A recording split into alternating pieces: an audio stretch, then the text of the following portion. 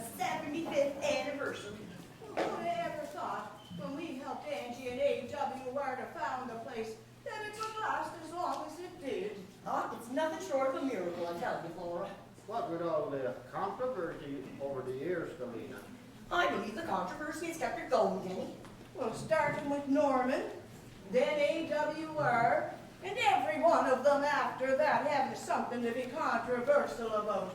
Then the Hex Premier, and a woman over Iona away half and half running the place. If that's not enough to get old Norman and AWR ripping and tearing and snorting from the brink beyond, I don't know what is. Ah, well, I'm off to see some Highland dancing and pipe bands. No, you won't. No, I won't what? Well, you won't be seeing any Highland dancing or pipe bands. Sure, after putting a run on it. What now, the English after Bannigan again? No, the Gaels.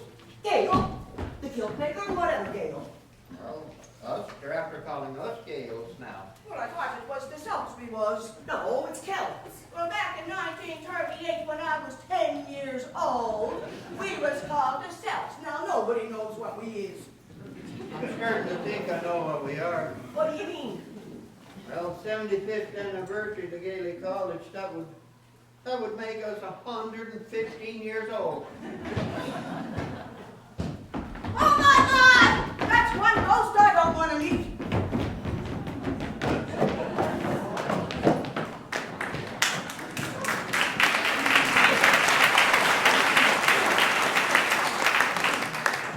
What's that noise? Hello? What's this?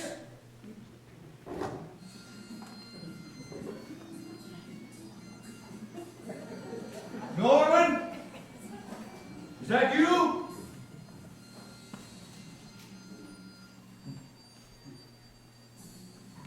Speak to me, please. That's not proper pipe music. That fiddling, that's terrible. Turn it off! Turn it off! Where am I? Is this a dream? I thought I died, but... You did, and so did I. Angie! Hello, Mac. Since we were buried separately, I wasn't sure if you'd show up. I'm sorry, Angie. After you died at your family, there wasn't enough money to bring you back to see No, that. there never was. The memorial in the craft shop was a novel idea, though. That must have ruffled a few feathers.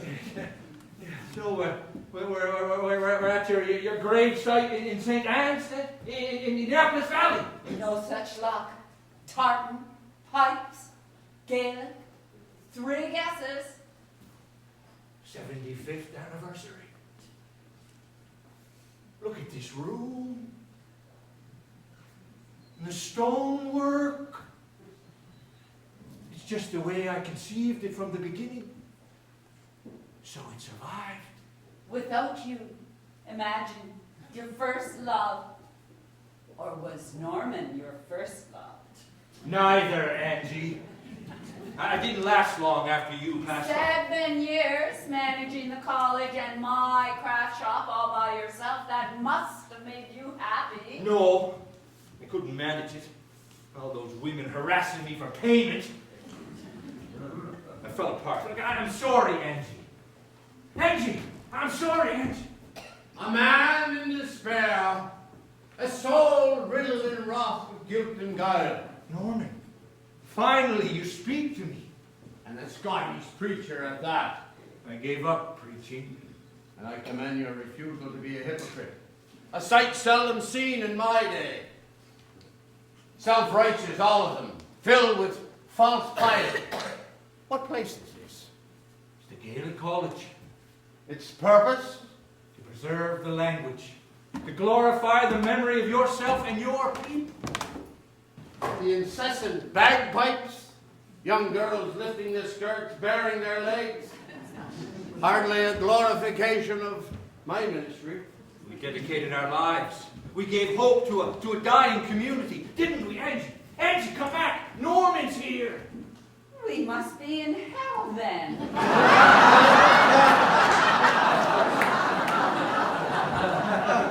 Angie! Can you blame me? I've spent my entire life living in the shadow of Norman, and now it appears I have to in the afterlife as well. What was that? Did a dog bark? Can you not hear him? No, but I was never able to fully participate in your world of make-believe, Mac. Perhaps it's my lack of Celtic blood. I too, Angus, was misunderstood by women, criticized by all. Neither my friends nor my enemies would or could describe my nature. But it seems we're going to have another attempt. A play. But our story will be told as well, Angie. But where to start? In Scotland, of course. At the Heritage Service in St. Anne's. I see my suitcase. Spencerville, Ontario, where you had your first charge.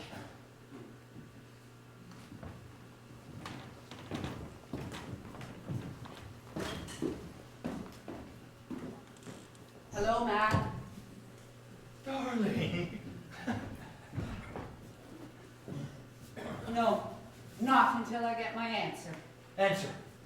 To the question I asked in the letter from the hospital in Boston when I was awaiting the hysterectomy after the emergency appendectomy alone. But you told me not to come. It just would have been more expense. I only wanted you to send me your stipend so I could pay the doctors and have a little spending money. I was there for 3 weeks. Put it down. Well, I spent it already. They were throwing the Simpsons out of their house. The church is supposed to look after the needy, not you. Had to ask my family, Mac. You didn't have to. I wrote the hospital and told them to send me the bill. Bills are supposed to be paid on time. When the Board of Managers finds enough money to give me an advance on my salary, I'll send the money to your sister. And the answer? Yes, you can manage the finances from now on. And give me an allowance. Oh, Angie. I was worried about you. The hysterectomy changed everything. It's taken away my last hope of being a minister's wife with children. I love you with or without children. Now we'll never be a family, and it makes the only family I have seem even farther away. Angie, I've been doing a lot of thinking, and I'm not being very effective in my ministry here. I can't seem to motivate these people. They're too smug, satisfied. They spend all their money on a new organ instead of a soup kitchen. Providence may have sent an answer. The Presbytery of Nova Scotia. Highland Scots community needs a temporary minister. We can both go home.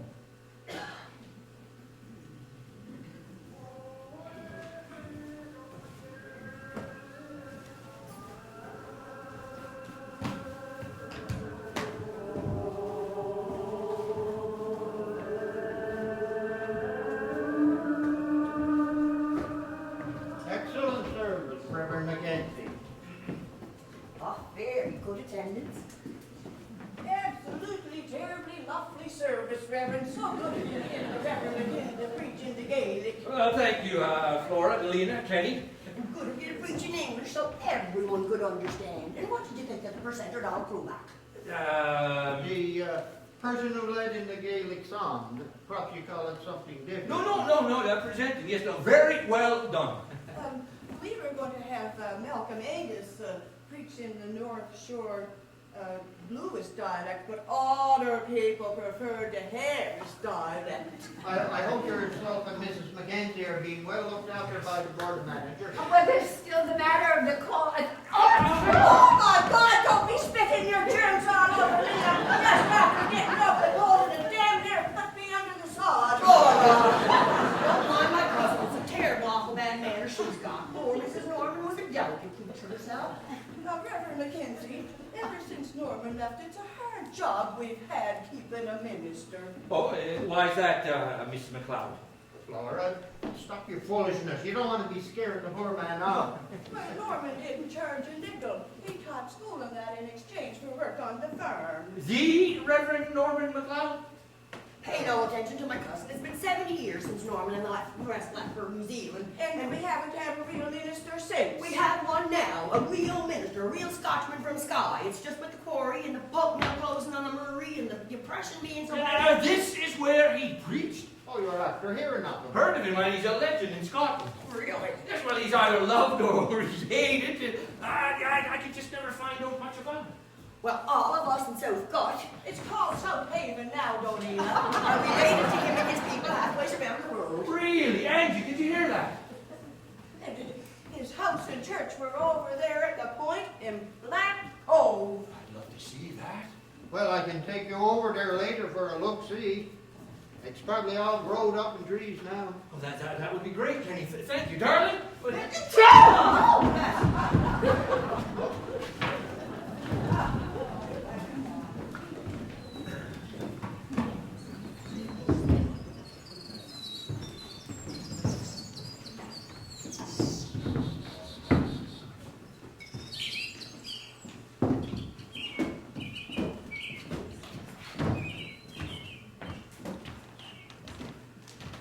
Now, the slipway where they built the Margaret was down there in Black Cove.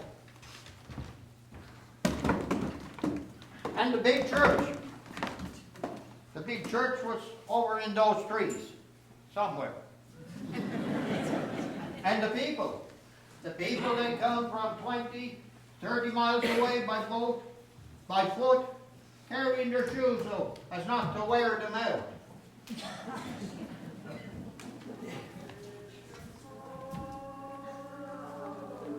My God. Just think on this very spot. Helpers of the Lord, hear our prayer. I beseech you, O Lord and Savior, to have pity on these poor, unworthy sinners, these dispossessed, evicted tenant farmers, seeking a life free from the tyranny of landlords and ungodly ministers. We have nothing and we desire for nothing, but through your infinite mercy,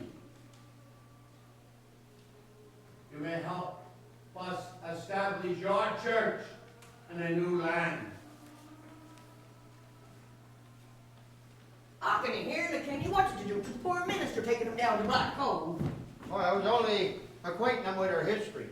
Well, he's gone right fanatical, traipsing through the woods and staring at old rock piles and stone hedges for hours and digging in those old root cellars and mooning over the backside of Big Hill. I think it's your own backside you wish you was mooning over. Full moon of the day. There now, Kenny, stop your foolishness. Mark, it's obvious the crush you have on him, Flora. Well, he was full of questions about Norman, that's for sure. And with your salvation, there'll be nothing but lies. You'll have to set him straight, Donina.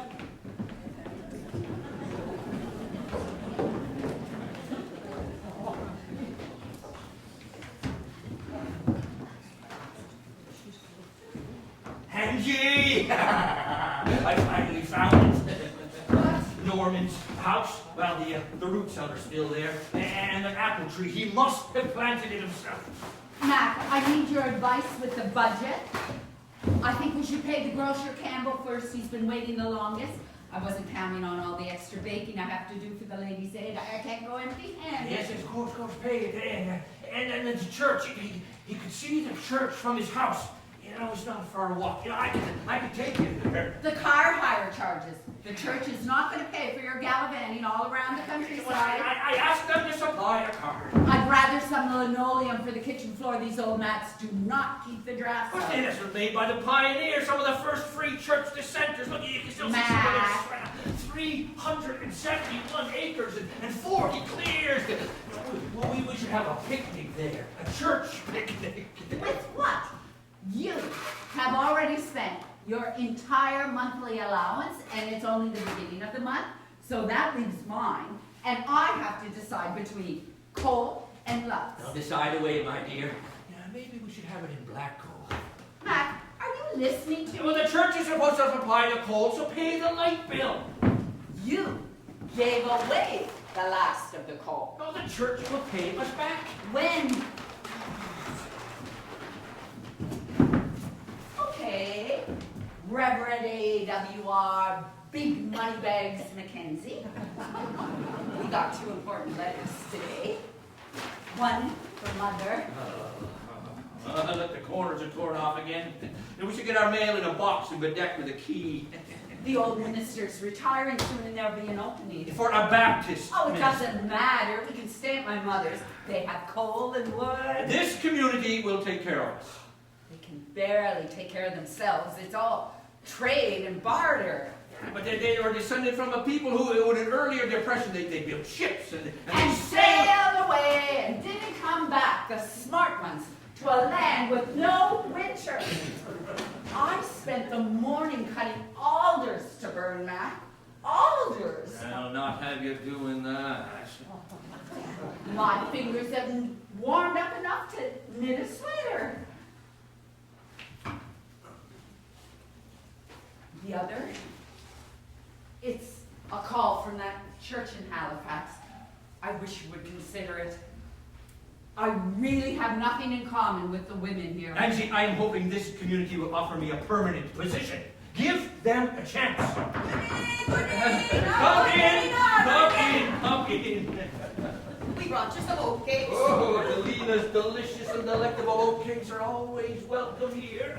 Oh, but they couldn't compare to the squares you made to the ladies' aid meeting last night, Mrs. Mackenzie. Weren't they just lovely, Laura? And we were hoping that you would participate in the Young People's Social tomorrow evening. The YPS of the Greenwood United will be debating the YPS box. And guess what the topic will be?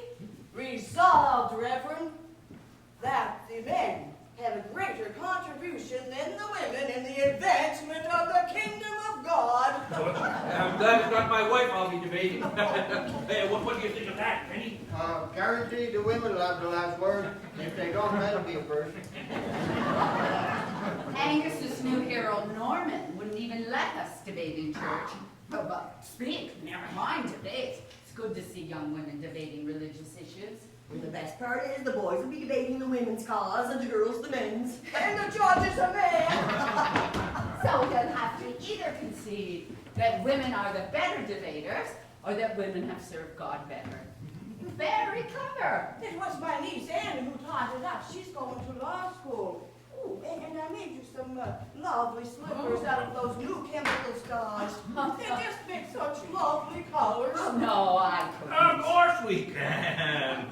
Thank you, Flora. Oh, that's a beautiful sweater you're knitting over here. Oh, yes, it's for the Miners' Relief Fund. Well, I suppose it won't be long before you're knitting little pink and blue ones of your own. Well, not anytime soon, Flora. Well, what are you waiting for if you don't want them? I'll be glad to have them. I had an operation. Oh. Oh my God. Oh, I'm so sorry I didn't gain the whole me and my big mouth. Well, we brought you some letters. They're from our great Aunt Anna, who went with Norman to New Zealand, and she died there around 1880 or so. Really? And we thought you might be interested as well, being the minister's wife and all. And I was a great friend of Mrs. Norman. Flora made the translations. Can you write Gaelic as well? Well, it only stands to reason if I can read it, I can write it. Bells, bells, is this where you got to? Father and the minister and his wife? No bother at all. Is that a slight Boston accent I detect? You down Tootin, Rev? Dave McLean here. Walton, you been there? Well, first place I went to after I left the Isle of Skye in Scotland. I wasn't there long. Went back to fighting the big one. The Black Watch? 4 clusters. Fine outfit. My pub's with the 19th, with Kenny here. You should have stayed over there, Rev. Worse hell here than the foxholes, this place. Danny! I don't think the devil can make a worse hell than that, Danny. This place, however, is just a few steps away from paradise. Well, you got your work cut out for you with these 3 old devils. Oh, got it! Still speaking the gibberish. You speak the Gaelic, Rev? Wish I did. Hamilton. Quit your cursing on me, Angelina. I don't understand a word of it. Sound real in one. Hey, I may be a fool, but I'm not a liar. You should smarten up. I've been trying to get them three to come get real jobs in Boston. Where, in a soup kitchen? Oh, he just misses his auntie so much. When did you get a real job? When Prohibition started, whiskey smuggling's a family tradition. Already got a job lined up for floor dancing for sailors at a speakeasy. Andy Badger so bad. Well, two of them were good lookers in their day, working at the boarding house when the pulp mill was working at Murray. All the men were just drooling over them. Daniel, the minister. But my ma was the only smart one, managed to snag her someone headed back to Boston. Come on, Danny, going out to the truck. Now, what are you doing giving them those old letters? They don't want them. I'll take them for you. You put those down. They're probably full of TB. I'll take them and burn them. I'll chance the TV, Daniel. I have quite a bit of interest in the old days. My family were real Yankees, United Empire Loyalists. My wife is very proud of her heritage. You should be as well. Come on, man. Penny needs our help. Hey, I've got some linoleum in the truck. Trading for these old mats if you want to keep your feet from freezing. No, these lovely old-fashioned slippers do the job perfectly. I'll lend a hand. I'm sorry, Angie. He's not a real bad boy.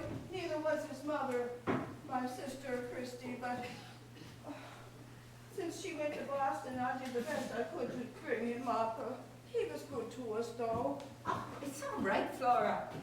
I'll cherish these. Oh, good.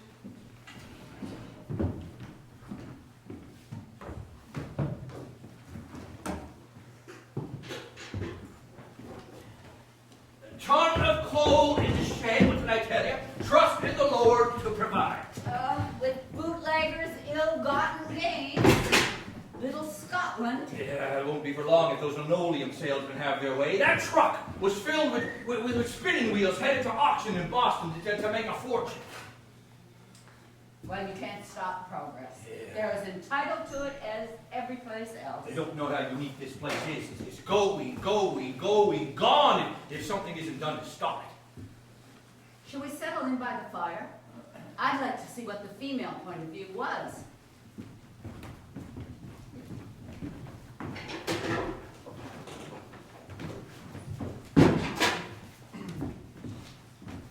My dear sister Christy. Here it is, 1815 already. A year, and so much has happened since we left our glen in Assynt. Finally, a letter from you, and you're weaving in a textile mill in Glasgow. McGrath, my dear sister, I fear for your health. Those mills are filthy places. Our cousin, Mary MacLeod, is helping me write this. She's so smart, it's no wonder she and Norman got married. Yes, that is my news. I've moved into Ullapool to help cousin Mary with the baby. Murdoch and I are still pledged to one another, but since we have no land, the lairds won't allow us to marry.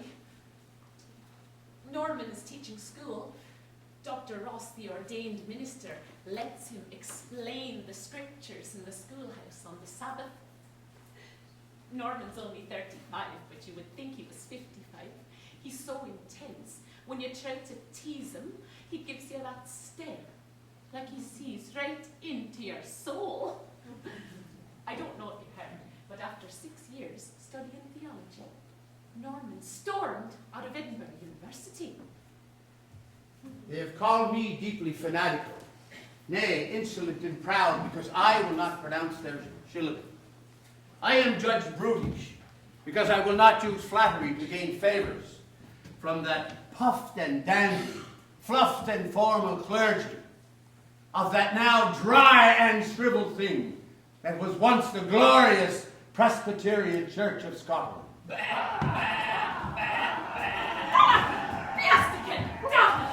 Get out of here, you dirty sheep! Oh, dear, you watch yourself, Highland lassie! You throw another rock at me, sheep, and you'll see. I speak Gaelic. You're in the Highlands now. I'll see you in jail. I know what's happening. Trina. Oh, the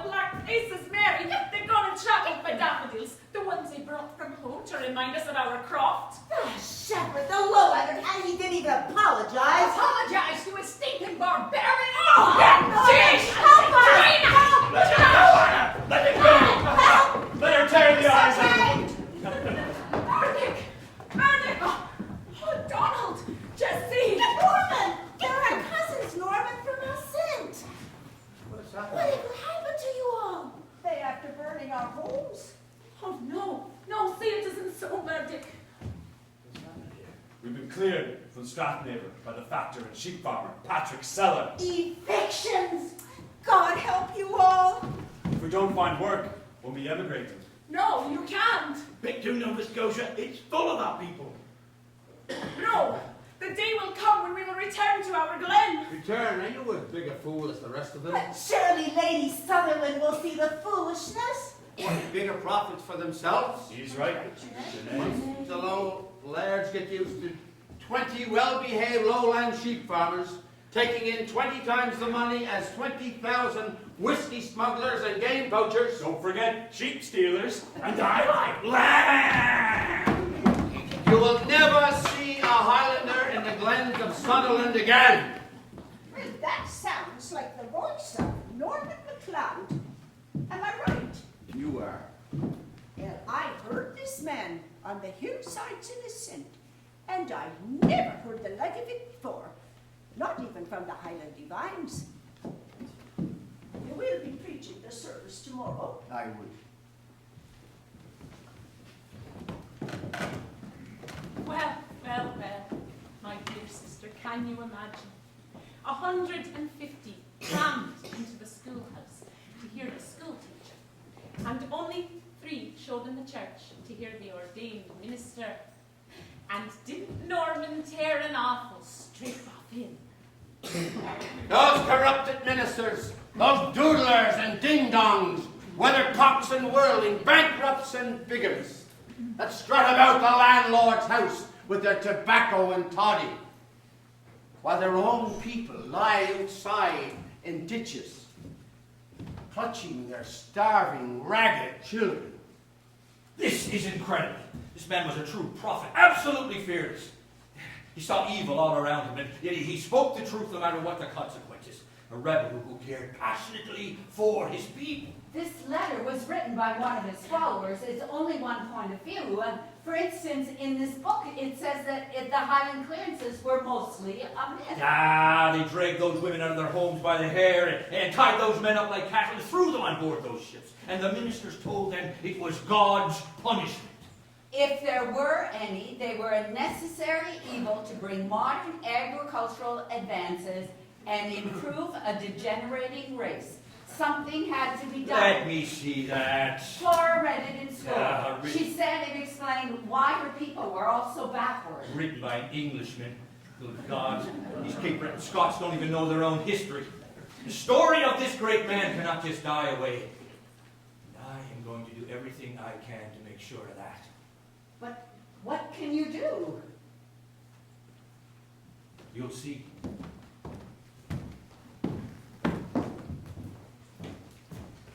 For today's sermon, I will read to you from a letter to reacquaint you with a man of great bravery and determination. One of the first to follow the dictates of his conscience, to challenge the established Church of Scotland. Dear Christy, I happened to be doing some reading for Dr. Ross when he called in Norman. You sent for me? Yes.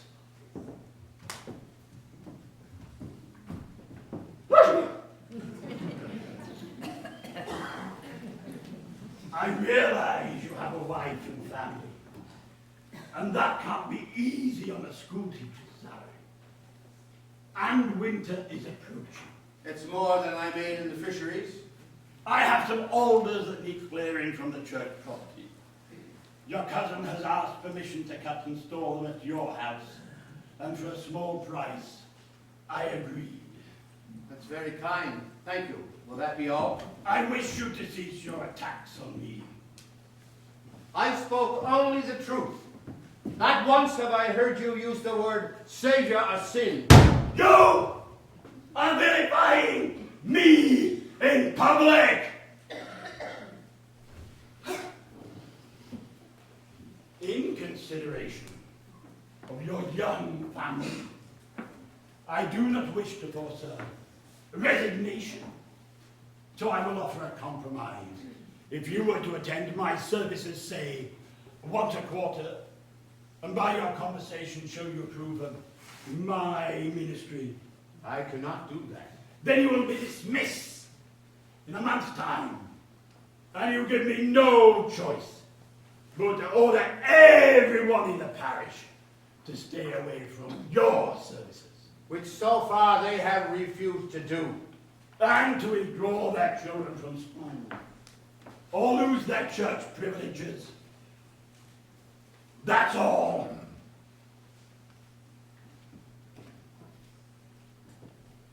Well, that only added fuel to the fire. A couple of weeks later, Mary and Norman returned home, only to find. I can't believe the gall of the man. Read that. A summons to appear in court in Dingwall for theft? Theft of what? Firewood from Ross, the wood I've been storing for our cousin. He knows you didn't steal it. Why would he do such a thing? He planned this. He's seeking my ruin. No one here resorts to the law. The judge will dismiss it. It doesn't matter. You know what people are like. Being charged is the same as being convicted. Everyone will think there must be some truth to it. This will blacken my name in Scotland forever. Norman got his friends, the Monroe brothers, to vouch for his character, and the charges were dismissed.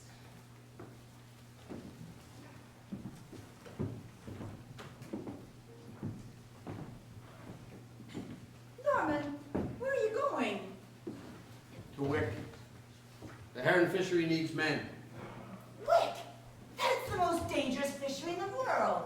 And the best pay. The fastest way to earn passage to Victo, Nova Scotia. Nova Scotia? You mean emigrate? There's no future for us here, Mary. But Norman, we have 2 babes now, and another on the way. I'll get established first. Then you can come in the next boat with the Monroes. I see it very clearly now, Mary. Our future lies in the new world.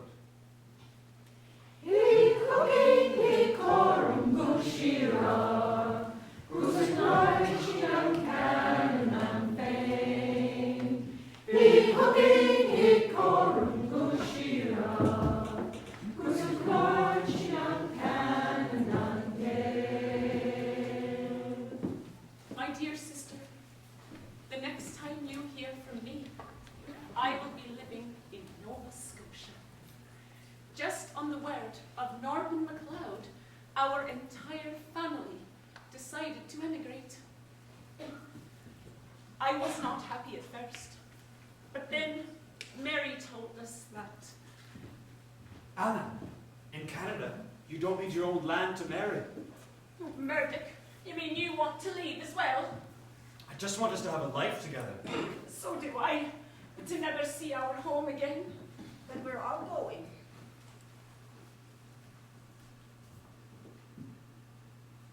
But what about Christy? What about our sister? We can't leave her. Oh, Where are you going? to dig up the daffodils.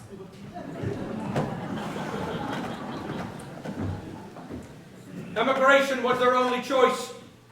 And that history is repeating itself again here. I cannot describe to you the sadness I feel when I walk through the backlands of this community and stand in a house as it was the way the people left it. Furniture still in it, a few cups in the drain, a patch of daffodils. And this time, leaving their language and culture behind. Hush, hush, time to be sleeping. Hush, hush, dreams come a-creeping, dreams of peace and of freedom.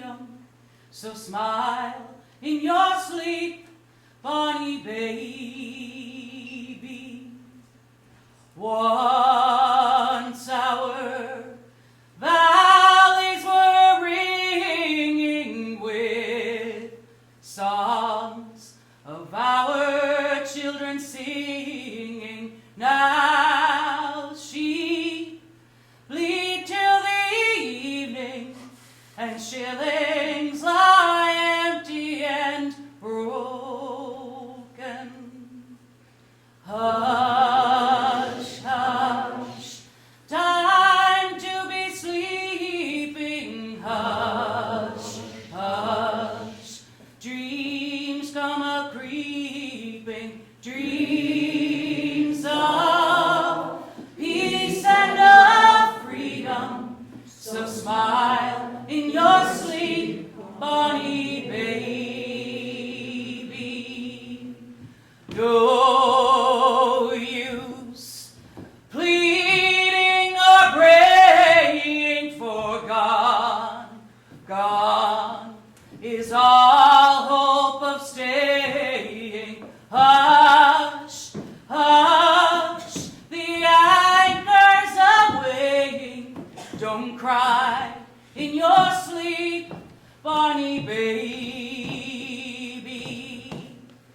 Hush, hush, time to be sleeping. Hush, hush, dreams come a-creeping, dreams of peace and of freedom.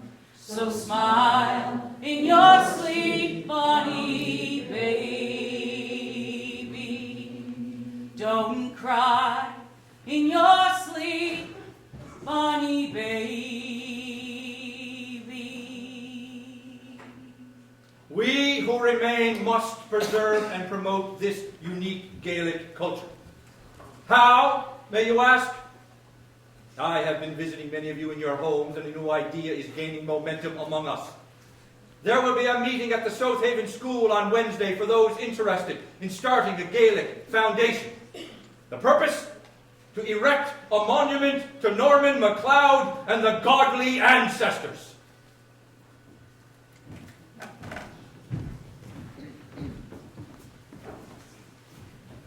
Very inspirational service indeed, Reverend. You sounded just like Norman. Oh, it was just the best. I heard him too, Flora, I heard him too.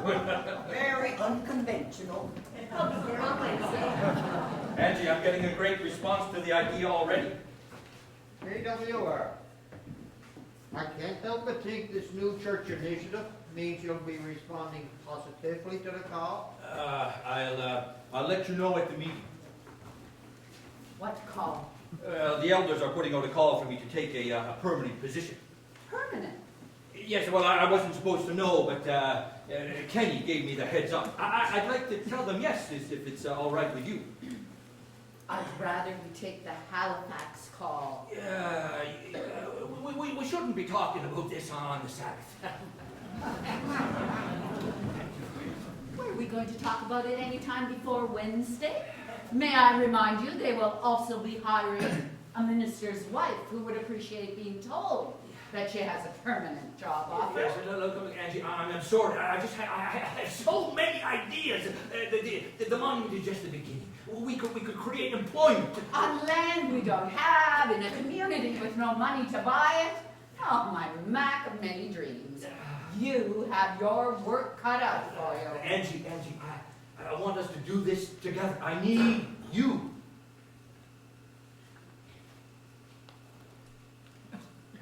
Find out if they'll supply a car.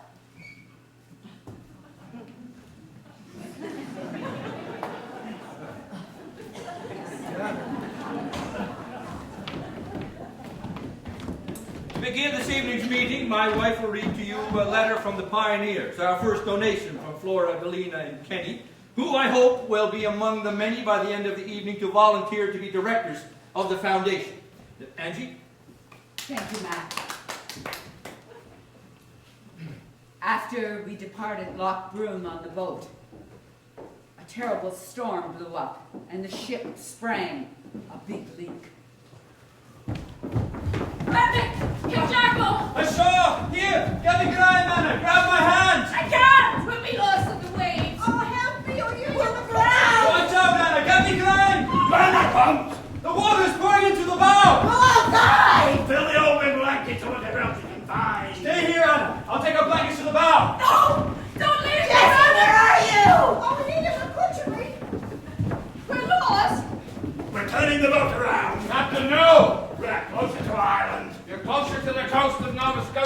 Keep the boat on course. Norman, no, we'll all die. Listen to Norman and keep on. Jim, Sheriff, turn back or we're doomed! Oh, stick your preaching, parson. I have kept accurate sightings, Captain. If the crew follows your orders, we will all perish. I'm in charge of the hand, and I know exactly where we are. My truck chose closer to Ireland. Keep on course. He's right. No! Turn the boat around! No! No, listen to Norman! Listen to him and have to save us. All of you listen to me. If we turn the boat into the sea, it will be ripped open. If we ride the storm, we will survive. No! He's right. Listen to Norman! Sail on! If you dare defy me, McLeod, and start a mutiny, Norman is right. Listen to him. I'll be plugged in irons. Look at his charts, Captain. He's right. All of you, tell him what you want. I say we ride the storm! On to Nova Scotia! Don't turn back. On to Nova Scotia, Captain. All right then, parson. Have it your way, but I'll see you hang.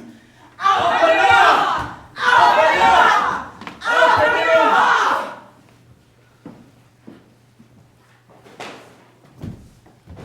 Through the long night, the storm abated, and in the morning they gathered on the deck. And as Norman led them in prayers of thanksgiving, they realized they were in the presence of not only an inspired preacher, but a true leader of men. A pivotal moment for Norman, gentlemen. They had a choice to turn back and die, or to face the unknown with faith and move into the future. What is your choice? Well, it's fine to put up a stone in honor of the Gaelic, but it's a big job to turn the tide that's against it. They tried to beat it out of us in the schools. We were made fun of, tormented. Shame! Why, in the name of God, would we want to put our grandchildren through what we went through? Why? Because it's our language. And a beautiful language it is, spoken by millions of Celts who call themselves Americans, Britons, and Canadians. And just because some of us lost it doesn't mean that it's gone forever. And we're one of the last places that has it, and it's our responsibility to preserve it. First a stone, then a building, several buildings, an institution. What if I were to tell you we could make St. Anne's a mecca for Scots around the world, and the center for tourism in Nova Scotia? If I didn't know you were a teetotaler, I would have thought you'd had a drop too much of Dierad's. A big dream, yes, but one we can all accomplish with hard work. It wasn't easy for the pioneers, and neither will it be for us. They had their stumbling blocks, false starts. Come on.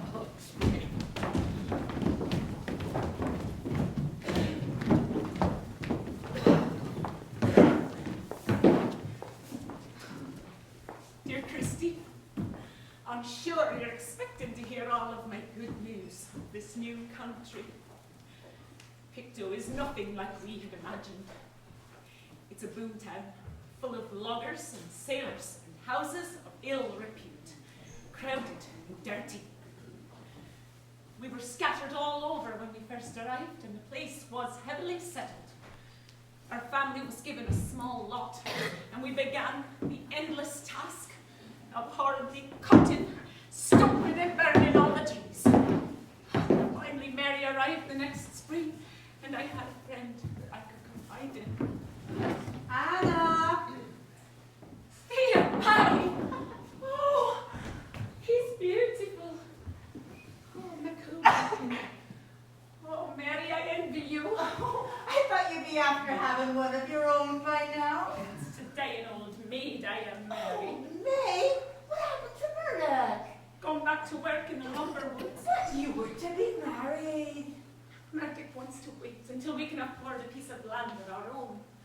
Oh, Mary, I don't think that we'll ever afford a piece of land that's not 30 miles out in the wilderness.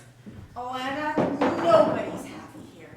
The Monroes will be going away if they don't find a piece of land by the sea. And Norman's going to try and teach. That doesn't pay much money, and we are going to need lots of money.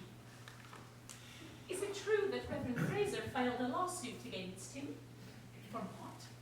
Norman called him a bigamist. A bigamist? What's that? What's the matter with you guys? Oh,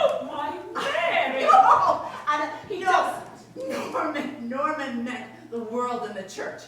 And now Fraser wants a fine of £250. That's 5 times the teacher's salary for a full year. We're never going to pay it. What are you going to do? Oh, I don't know, Anna. I had such dreams for this place. And now I feel betrayed. I want to settle somewhere better than this.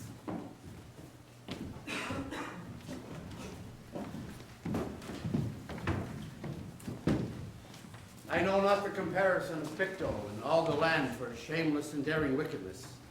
Rum pours in from the West Indies trade. Immoral practices between men and women abound. I do not think this is the place, my friends and oldest supporters, where you would want to establish a Christian community. I have received a call from a group of Highlanders living in Ohio, a state in America. They need a Gaelic-speaking minister, and there's lots of unoccupied land. I and my family are going there, and we invite all to come. The Monroes have agreed to finance the building of a ship which we will sail first to Boston and then go overland from there. We debated long into the night, but soon work started on the ship. Get our young mere Manuel eyes on Mary, get our young mere Manuel. Sound the Boston eye, ocean bowler boy, charging the hinchin. Get our young mere Manuel has small and there meet, get our young mere Manuel. What, Sadie, they wouldn't buy a drop of me rum with the cheap spiggerins. They said they'd taken the pledge. Show 'em a bit of ink and now see. Hey, boys! Look here, boys! Look what you'll be missing when you leave, wicked old Picto. We'll be sorry to see you go. We'll be crying tears for you when the fires of Armageddon come raining down upon our heads. Jehovah lightning bolt, strike us down! But they'll be escaping from the sea. On the Ark! The Ark? That's a good one, that is. The Ark. Who's Noah then? The big, tall one, with his eyes blazing of retribution. Norman. Ah, yes. Yes, Norman, leading his people out of the hellfires and damnation. Picto. The Normanites. The Normanites!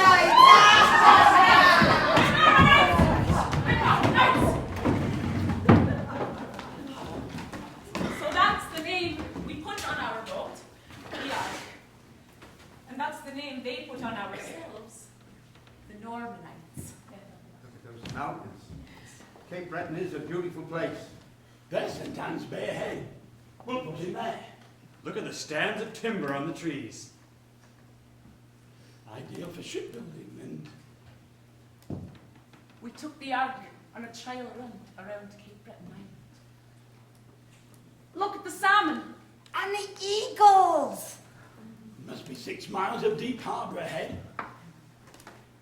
Nothing but a Sassenach or two, an Indian encampment. I swear, John, that you were here before. Only in my dreams. And there, nice slope to the shore. The shipbuilding would be good. Well suited for trade between St. Pierre, Miquelon, and Sydney, the mouth of the St. Lawrence Seaway.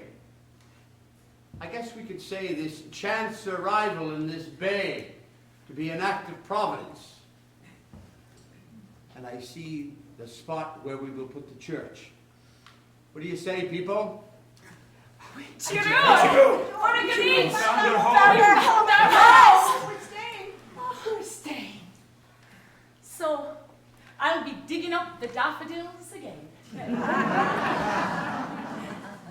Who's laughing now? Looks like the Normanites have found their new home.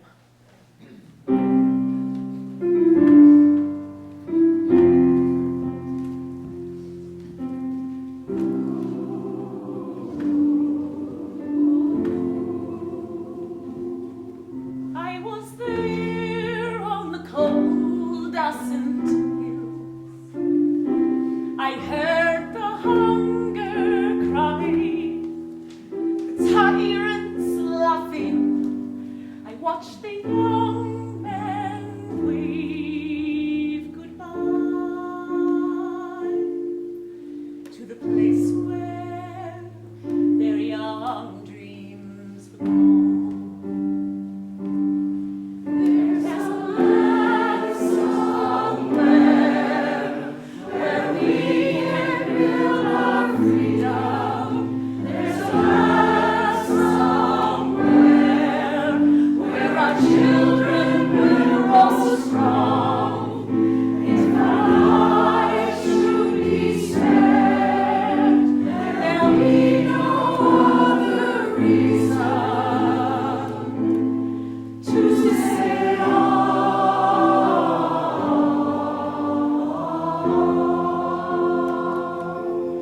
to say on, to say on,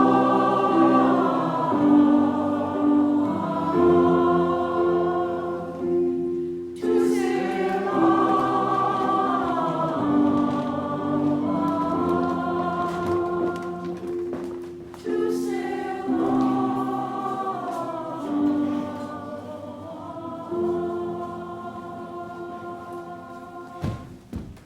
Do we want to build just a monument to these people, or a living Gaelic institution? Institution and much more. I'm going to have to get the land. That's nearly 400 acres. Where will we get the money? We'll begin financing the venture right away. We'll have everyone pay $5 to join the foundation. What do you think? We'll have to build a library, a school, a museum filled with the highest achievement in Gaelic literature and pioneer artifacts. Look in your barns and attics for old looms, plows, and lepers. Whatever the lino said, you didn't get. And you know, it should be a log building that'll cut down on the cost of lumber. And we'll have a Scotch picnic. Help raise some money. With piping and dancing. My Peggy can dance. And Alan Beck plays the cantor. Oh, there's a lot of salmon. And lots of potatoes. And we have fine Gaelic singers, but the North Shore Singers just won the county competition. They all know that.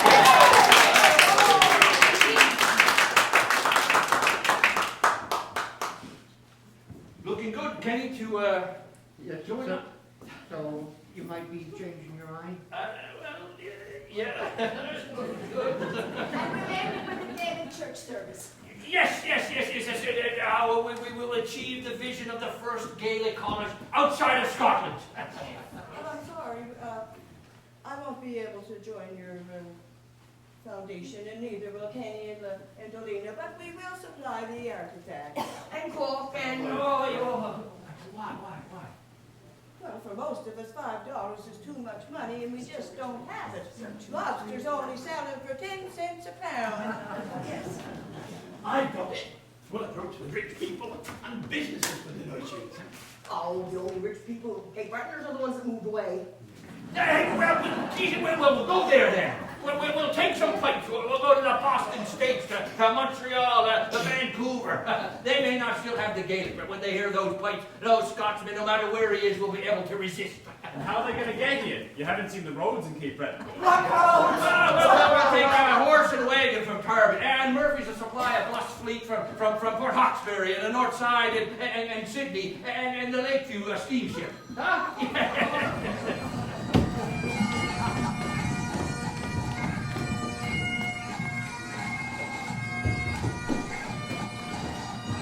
Ladies and gentlemen, thank you so much for making the first Gaelic concert such a success. Thanks to you, the foundation now owns the deed to all 371 acres of the MacLeod land and church site. And next year, we will be raising the log walls of the first Gaelic College and putting on the first Gaelic mod in North America. Thanks to our Highland dancers and our fiddlers and our singers and, of course, our own Celtic bard, Willie Ross.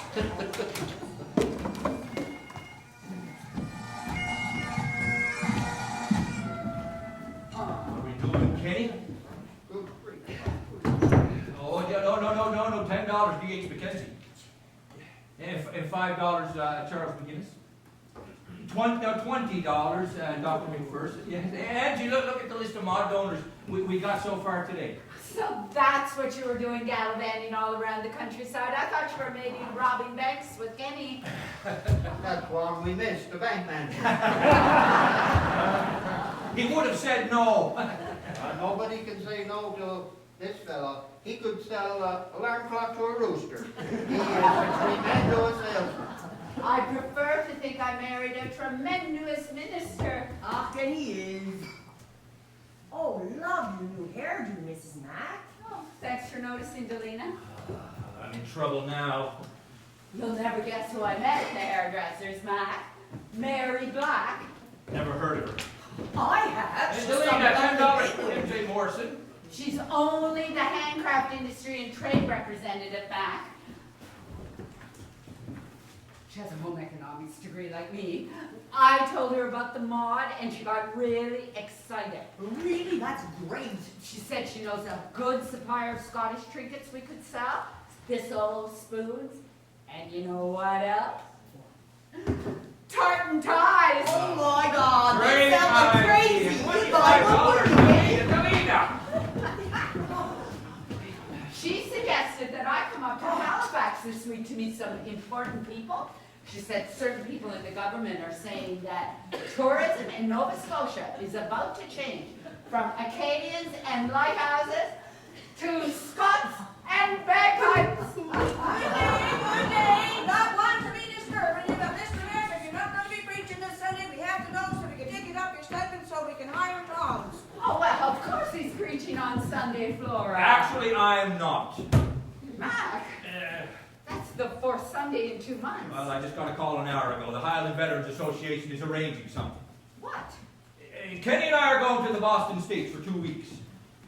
News travels fast on the party line. You know, it's to raise money, and we'll stay at your sister's. Well, tongs won't take your service till you pay for the last one. No, that's foundation money. That's to bring over Chief Flora McLeod. She needs to be reimbursed the moment she steps off the plane. Well, Angie, I don't mind telling you, the church stewards are not happy.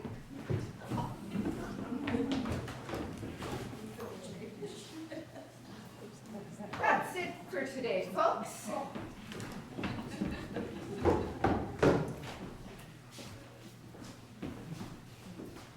All right, Mac. Half for your cheap fund, and half to buy Scottish trinkets for the gift shop.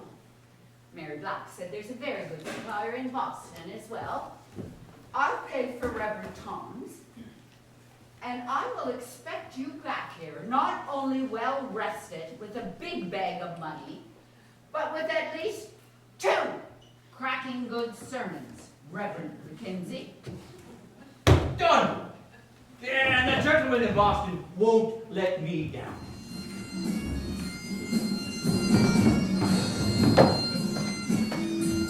AWR, over here. Gentlemen, please, open your wallets and fork over some dollars to a man who fought the Croats in the big one, led by the Pipers at Cape Breton. Trained by the Pipers at the Gaelic College. A new generation of Highland soldiers from Canada and America to push back the German tide. Oh, hello, madam. How are you? Peachy fine, Reverend. My mother, Merdina McLeod, was born in North River. And I dare say I've taken a few fish out of that river myself. With a fly, of course. She's my new partner in wall-to-wall carpets now.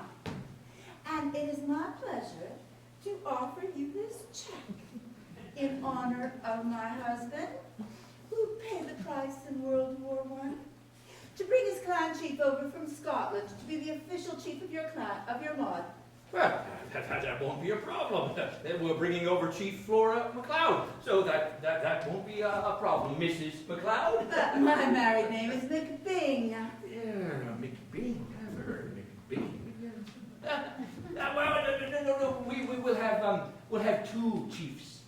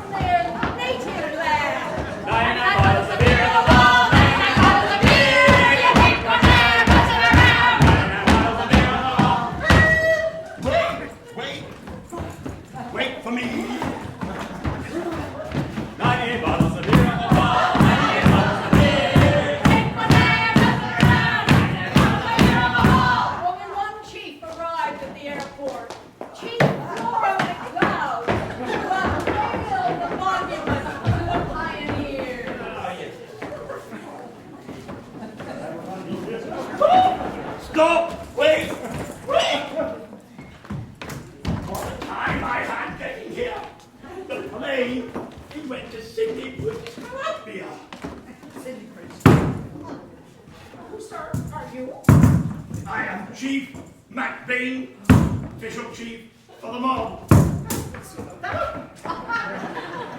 man goes, or I do. No problem. You both have different duties. Here is your schedule, and here is your schedule. You, McBean, will be cutting the ribbon of the lone shielding, a replica of an early pioneer chapter. You are all my children.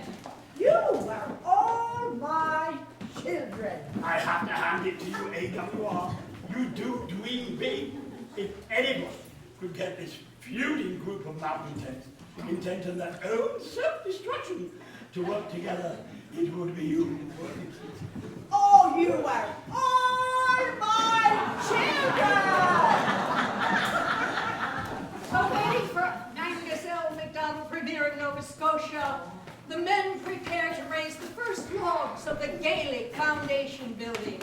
A few use the opportunity to practice for the games.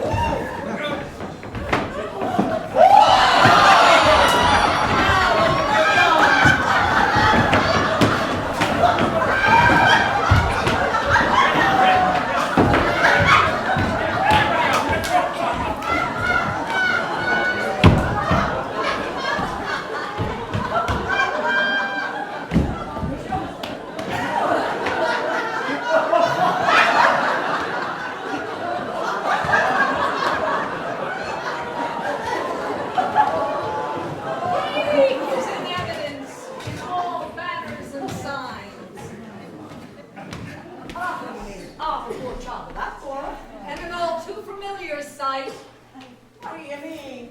Well, you spelled key it wrong. Are two Gaels arguing over the pronunciation or the spelling of a Gaelic word?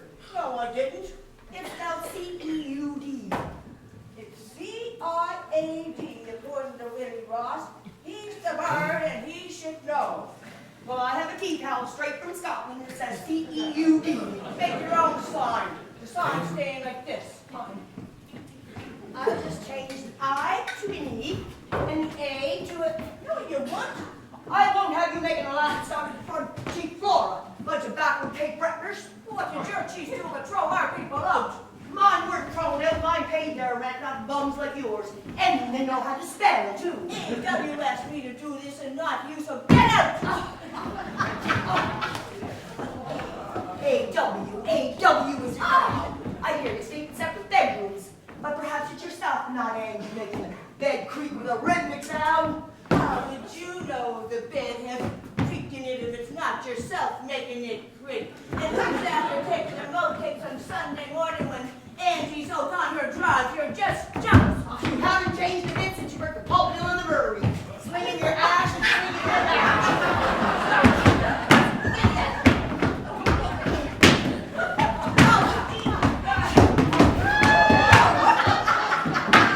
I'll give you hash and keys. You never tell me, old bird. I say, oh no! Hey, Bing. You dirty old cheat! Oh, Bing. If you ruin my twist like me, you'll pay for this! Well, I thought Chief Flora was coming. You knocked her out, you old idiot! Oh,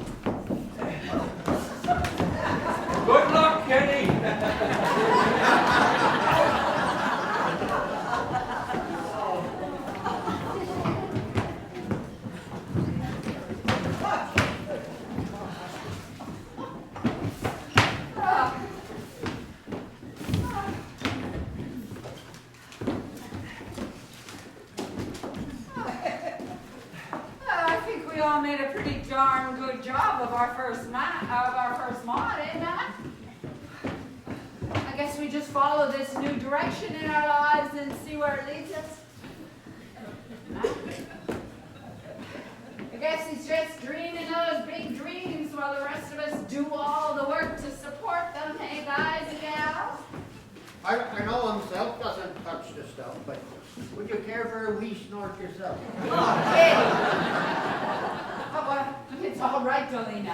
I think this is hallowed ground now, Penny. Well, I just a little celebration. I wonder what they look like. You know, the old ones.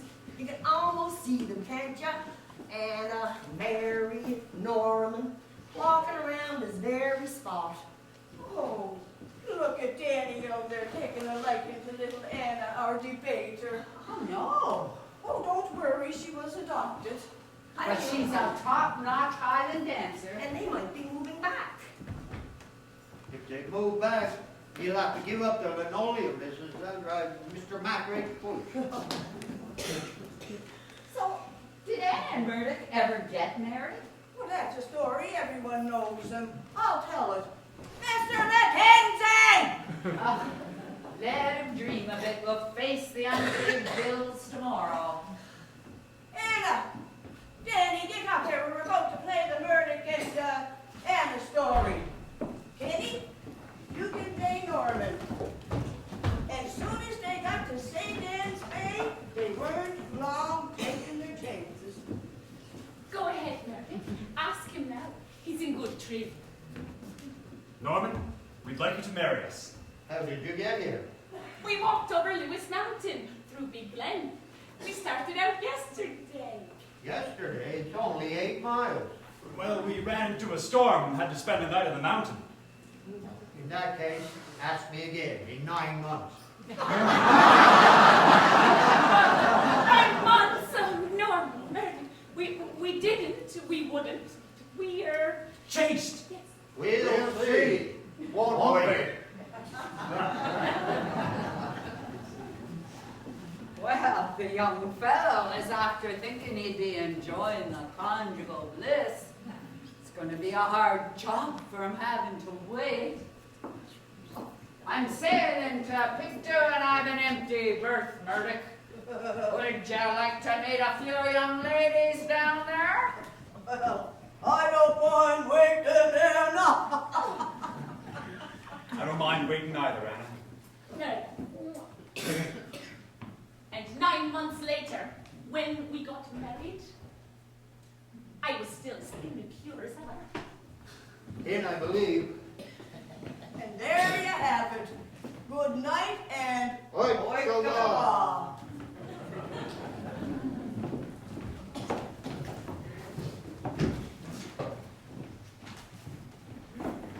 What do you think of Cape Breton now, Mrs. Mac? I love it. You do? You really do? Yes. You know, Angie, when I first heard of Norman MacLeod back in Scotland, I never dreamed that our destinies would be so entwined with his. That's how I feel now, here in this place. This is where we will live out our destiny. Can you understand that? I understand that it's easy for you, for people like you to know it. But for others like me, it's not so easy.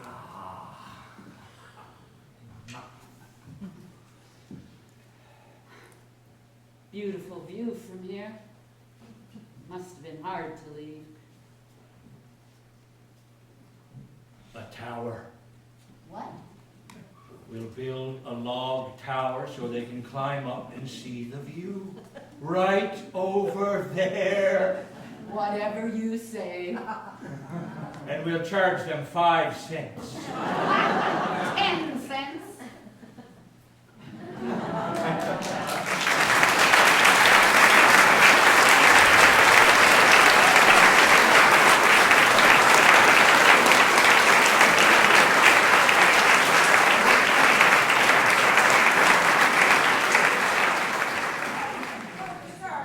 Better get ready to jump in.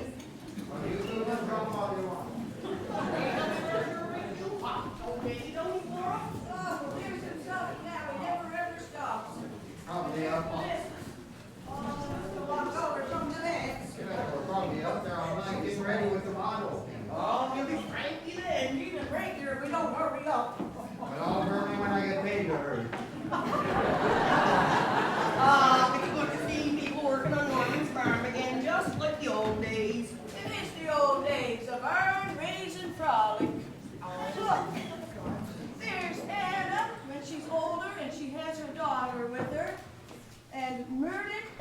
married, have 8 children.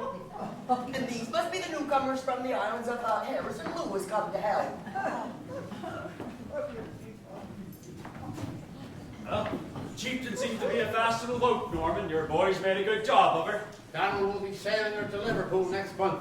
I'll venture with a fair breeze she can outrun any of John Monroe's vessels. Are we ready? That's the hand grenade, John. A wee drink there, Sonny. Little John, little drink to help raise the burn. This is a sober community.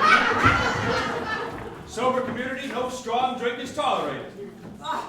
Why not? Never heard of having a burn raising without a wee drink. Where did that come from? Monroe's. Monroe is selling liquor. He's drunk. Every man needs to have a little boost when he's doing a little work. I got just the thing. What's that, Reverend? A prayer?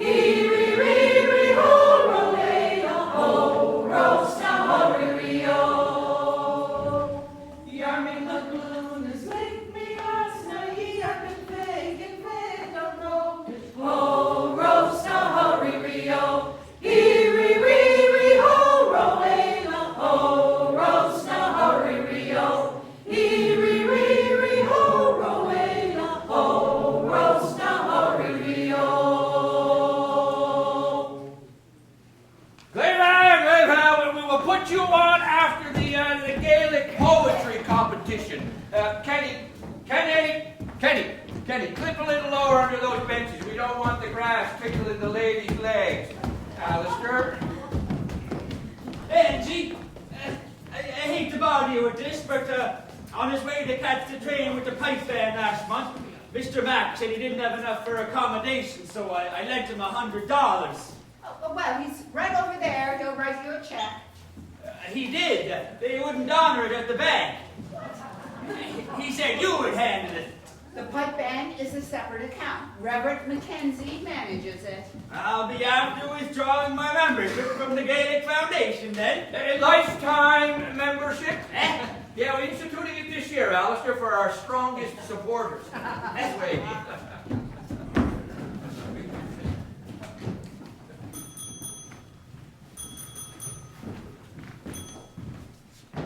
Hello.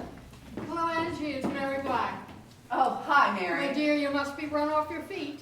Yes, I am. The lineup for this year's mod looks fantastic. Bringing the world champion piping and dance instructors over was a real coup. No inexpensive one.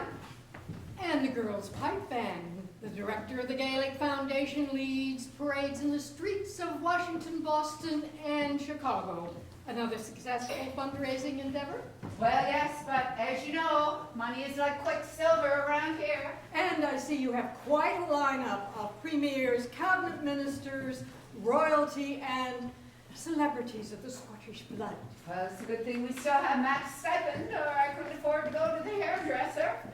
Reverend Mackenzie's wife must be well-spoken, well-dressed, well-coiffed, and smiling on every public function.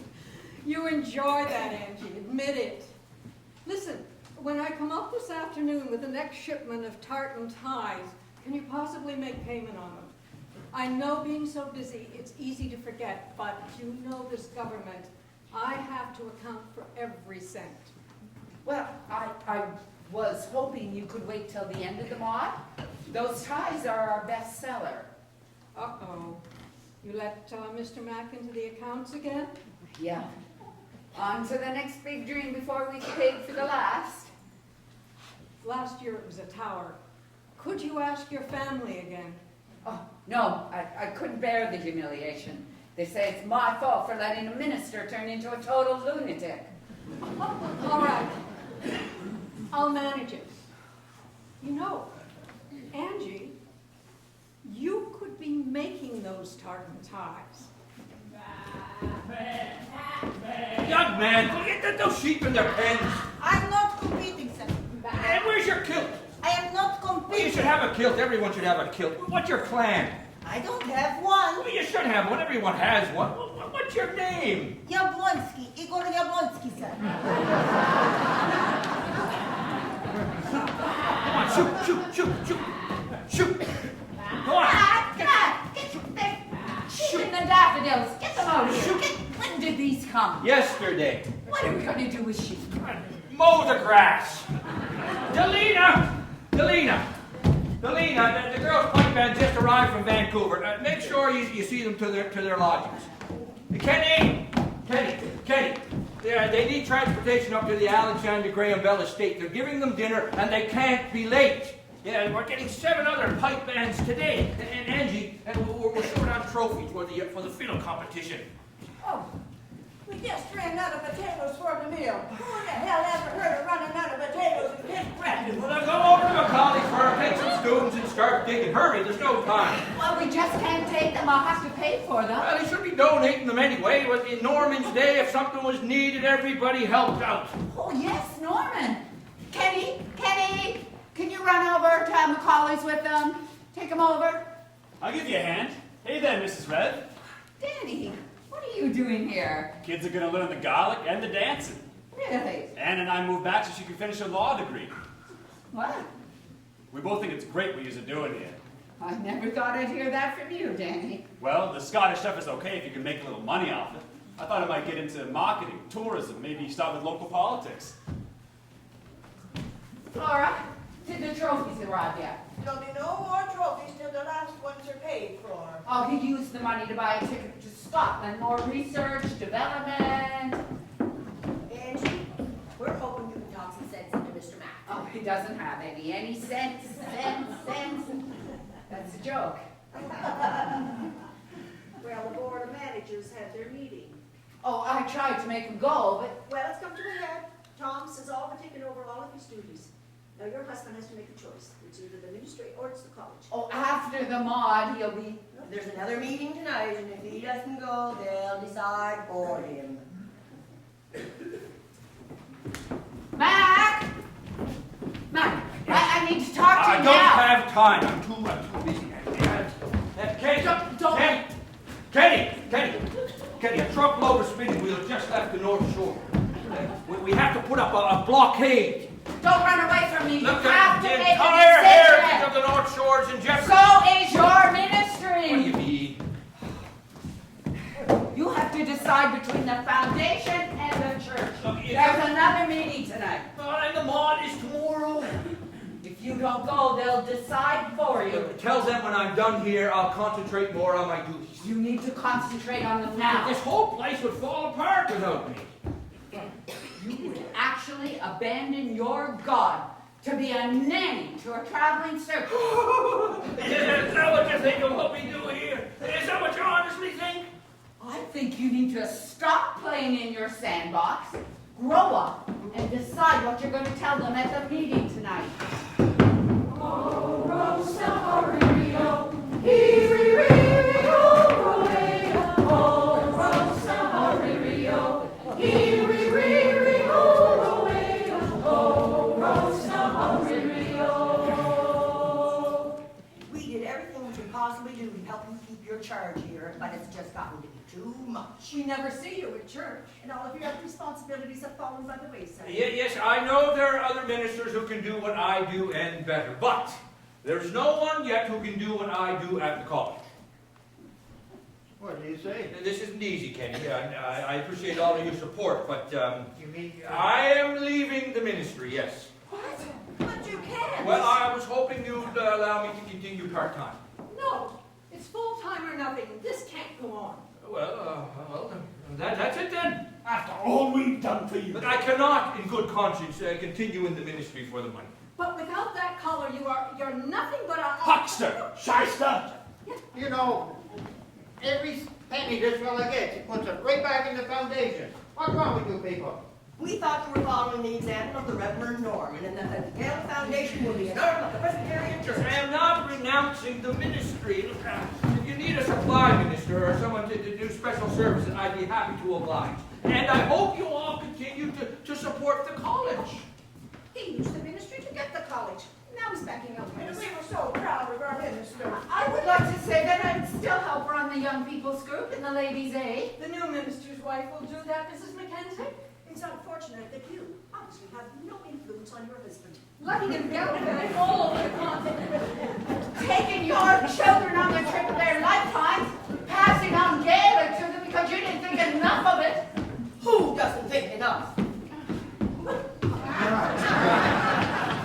He spends all of his time raising money just to see the joy in their eyes when they dance and sing, to hear the crowd cheering for a Gaelic song. That's all he does it for.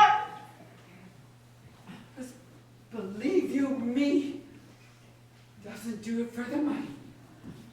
I can't believe what you've done. You didn't have to defend me. The things they called you. They were upset. You made it worse. How can it be any worse?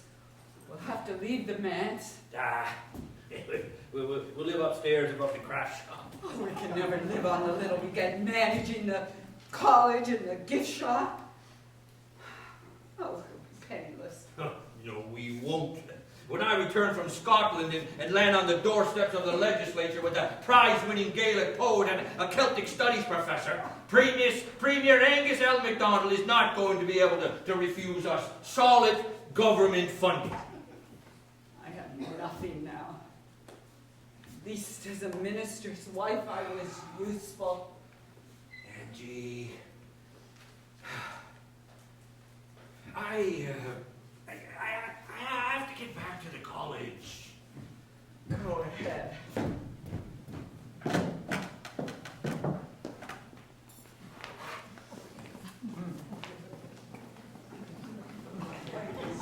Flora, I'm sorry.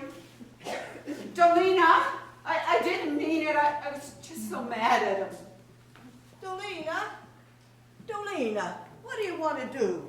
Let a man drive a wedge through us for years like what happened to Mary and Anna?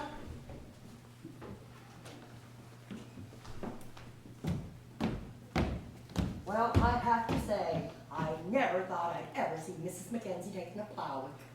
We must be rubbing up on her, Dolina. It wasn't easy, you know, being a minister's wife in Norman's day. Not easy being a friend to one either. Mary, what do you think? Lovely. Where did you get it? Monroe's store. It's the latest line in bonnets from Saint Pierre. Oh, here. It's a present from you. Oh, thank you, Anna, but I couldn't accept that. Oh, please. It's just a little something to cheer you up. Oh, still no word from Donald.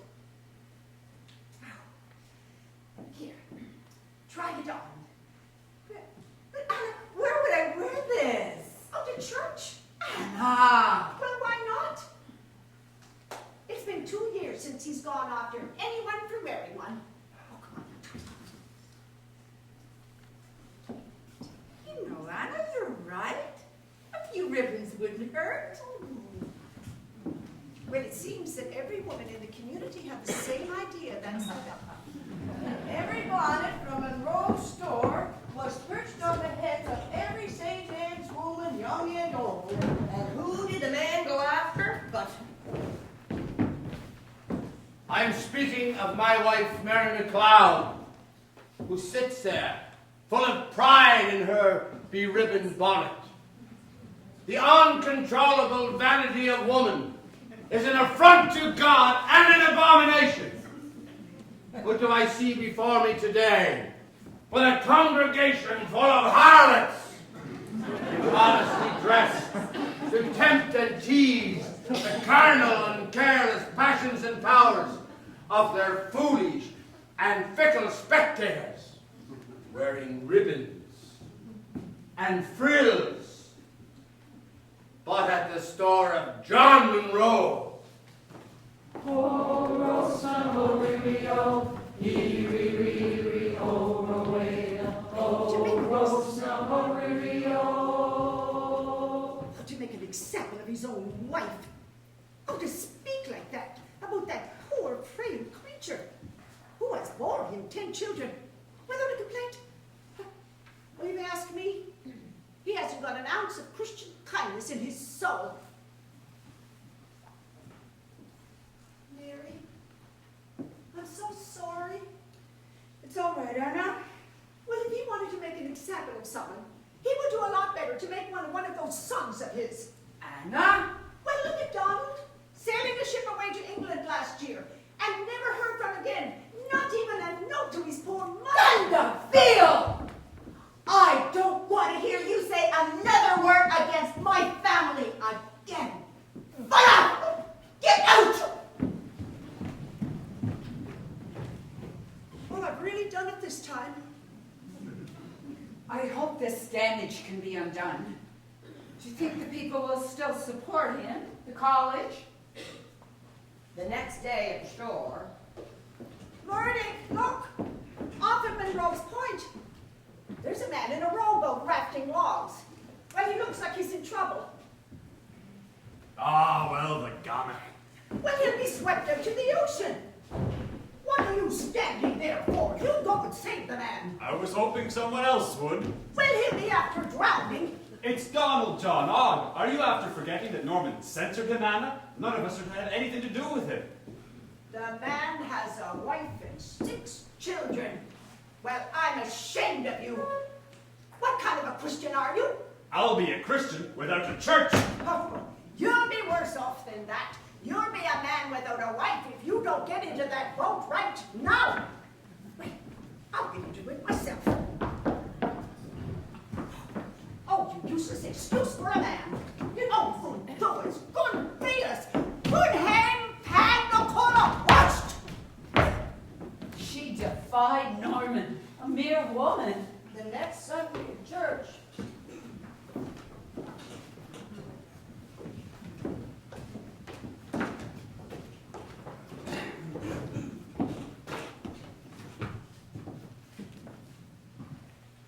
And cowed by this disgraceful woman, these men who defy the pulpit, the lowest of their kind, come from that sort of whiskey smuggler, game poacher, from under the sod in Sutherland. If you're going to take a spade and open graves in Scotland, Norman, remember that I know your people as well as you know mine, and I can dig as deep and turn up as much dirt as you can. Did you think, Murdoch, because of your close association with my family, you would escape censor? Come on, Anna. We're not going to listen to the ravings of that madman anymore.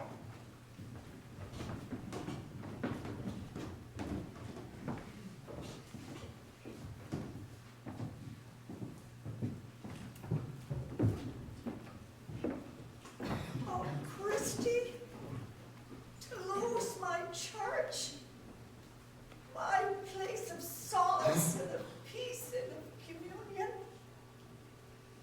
Oh, to be deprived of the worship in the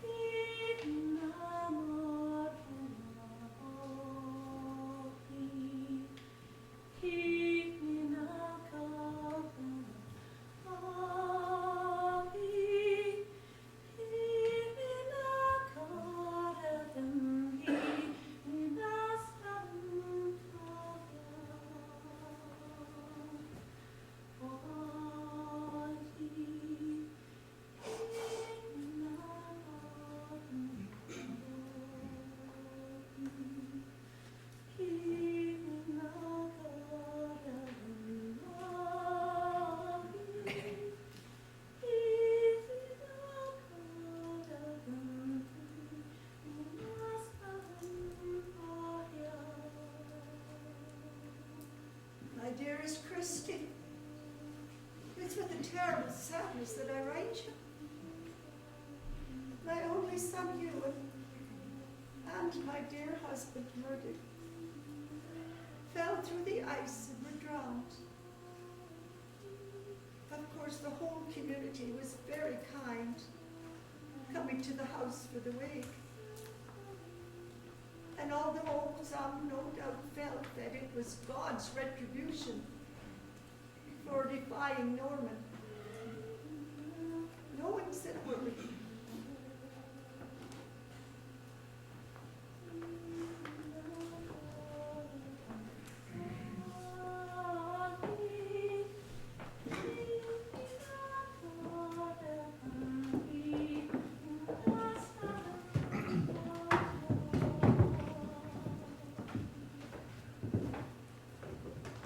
Anna, Norman, I bring condolences from Mary. She sends her prayers. She's not well. Otherwise, she wouldn't come herself. Burdick and Ewan were friends, strong supporters of the church. it's a little late, Norman. Anna, you always had a strong sense of what is right and wrong, and I resented that in a woman. That and my foolish pride has kept me away. You were right to save Donald John.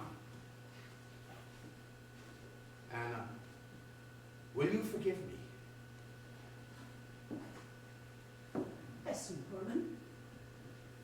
But I have to admit, my motives were not pure.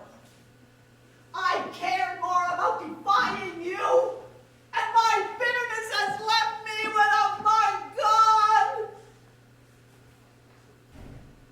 Anna, let us pray together. Oh, thank you. An tahar and tahar neb, Genever Kutenum, the chick of Deria, the janitor half. I guess Norman was human. A lot was expected of him. But why does it always take so much pain and suffering to realize that there are more important things in the world than churches and colleges? I appreciate you standing by me, Delina, Flora. Oh, my God!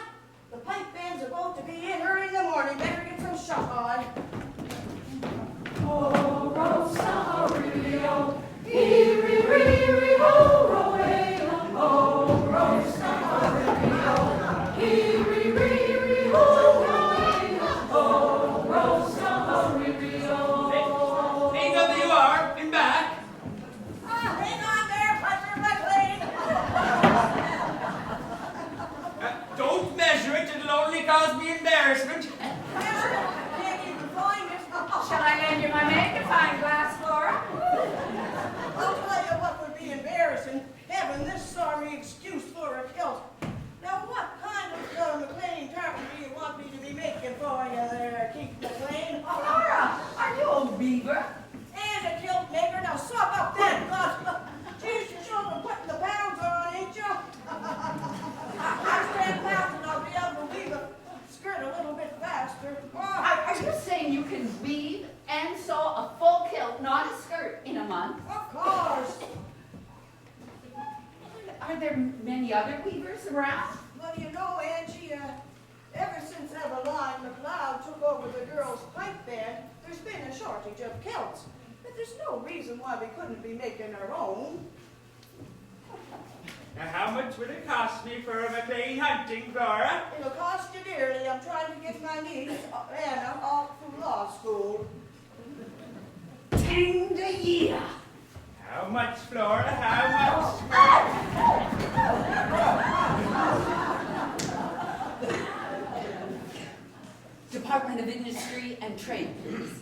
Mary Black. Hello, Mary. Angie here.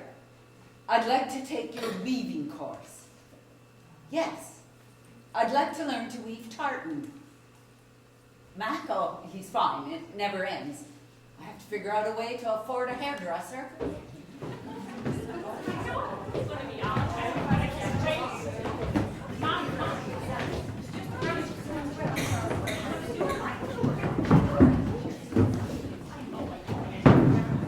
Ladies, thank you for coming. With the war on and the men away, I know you have double the workload, and a little cash for the farm would be appreciated. This would be an opportunity. But what did you have in mind? Cape Breton Bracken. Oh. Hand-woven Cape Breton tartan. Weaving tartan yard goods right here in Cape Breton to make skirts, kilts, ties, rugs, and blankets. Where would we get the patterns? We threw out all my grandmother's patterns along with the loom, and we got rid of our sheep. Goodbye, sheep. Goodbye, loom. Hello, Eaton's catalog. I will be your teacher. I just took a course with Mary Black, and if I learned, anyone can. See? What do you think this is, Delina? A snowman having a nap? No, it's a sheep. Oh, I wove it in Mary Black's class. Members of Victoria County Council, I would like to introduce you to Mary Black from the province. She has a request to make of us, and I think we should give her a listen. Thank you, Councillor Bad. Gentlemen, the Department of Handcrafts and Home Industries is supporting the Gaelic Foundation's Crafts Centre, and we need your cooperation with their plan to build a strong, vibrant home industry here. We need your help in securing alert and ambitious young women and girls for a 6-month apprenticeship training program in the art of weaving for the Crafts Centre. It's good money. The apprentices take it on an earn-as-you-learn basis of $15 the first month. Eventually, $80 at the government rate. That's $1.50 to $2 a yard. The department hopes you'll make this information known in your district. And not just women. They just took an overseas veteran with a bad heart, and combined with his pension, he's making a decent living. Well, I've been weaving for 4 or 5 years, and I'd be like to leave home. That's if you could use another weaver. My only experience with tartans has been scarves. Orders are coming in already. For example, there's a Mr. Campbell who would like 1,000 Royal Stuart bow ties for a clan gathering. But they don't have enough weavers to fill the order. I should like to place an order for the Davidson tartan for my husband's birthday. There should be enough for 3 jackets, and I shall need it in 3 weeks.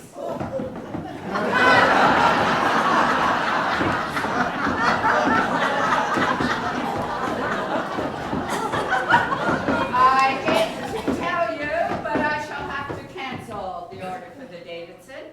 My husband saw a tartan jacket on someone and remarked, "Very smart on a young lad, but not for me." Oh, Angie, would you help me with this? Mrs. Mackenzie, I got a problem. I was working for 3 Mackenzie and 3 Campbell Leroy, and I was about to work for 3 more Campbell using your pattern, but I find it's not the same as 16 green or black. It gives me 100, and you've got 119. Not everyone is cut out for it. I don't understand this. Is it 4 white up and 4 yellow down for Campbell, or 4 yellow both ways? And you know, Penny set up the material in the warp at 30-30. She's had a lot of mishaps. The worst one being when DJ dropped his pipe ash and burned almost a dozen bricks. Oh, I am sorry to say that Peggy will never make a tartan weaver. They've run into a few snags. A steady supply of appropriate wool is a problem. I have 6 McLeod knee rugs warped, but the green's almost gone. And I had 4 Huntington Brown wool, and now I'm all And over I- the now we don't have a brown But the potential for mass production is great. The quality of Cape Breton bracket is exceptional. We believe that in your locality you can create enough tartan to provide not only the needs of the summer trade, but for the needs of the manufacturers as well. It is slow going at this point. Once the women and girls begin to earn a regular income, more will come forward in your district. Thank you, Jen. And the second request from AWR Mackenzie. Can you assist us to locate a young man who owns his own collie dogs who might be suitable as a fully trained shepherd to supervise the demonstration flock of purebred sheep to be established on the Gaelic Foundation farm at St. Anne's? The object being to begin the manufacture of Harris tweed, with the motto, A loom in operation in every rural home. And more sheep on these Cape Breton hills. The producers of Cape Breton Bracken.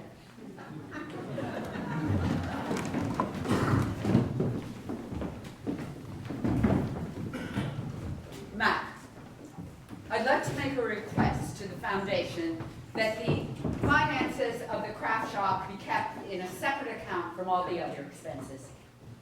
Why? Yesterday, 2 people came into the craft shop looking to get paid. One man, the shepherd, wanted his monthly salary, which included the cost of his 4 dogs. The amount was staggering. The other had a bill for the flock of 200 sheep and an estimate from the carpenter for how much the barn will cost. These 2 together are more than the craft shop makes in a year. Yes, well, but you said wool is expensive. This way we can make our own wool, and we can hire spinners. Mayor Black says homespun for tartan is a nightmare. The yarn has to be so fine. I wish you'd asked me about this. It will be a tourist attraction. I came to you to save you the embarrassment if this has to go to a meeting. The shepherd and the sheep get off my account, or I take it to them myself. Nice dream, big dreamer, but no go this time.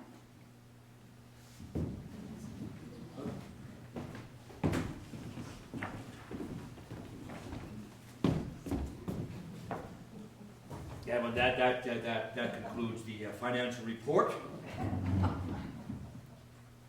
I would like to add the comment that 1948 has been our most successful year to date.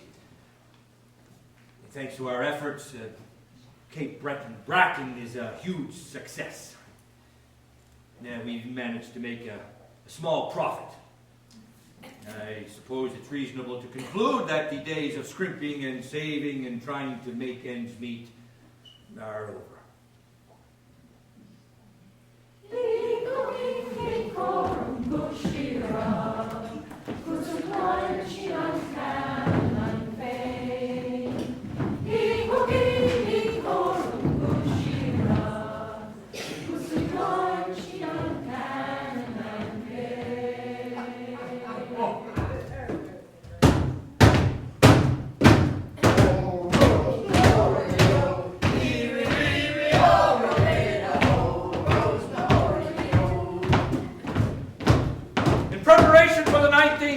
Reenactment and the 100th year anniversary of the sailing of the Margaret to Australia and New Zealand, we will be hiring Dan Rory Macaulay, a highly ranked scholar from Scotland.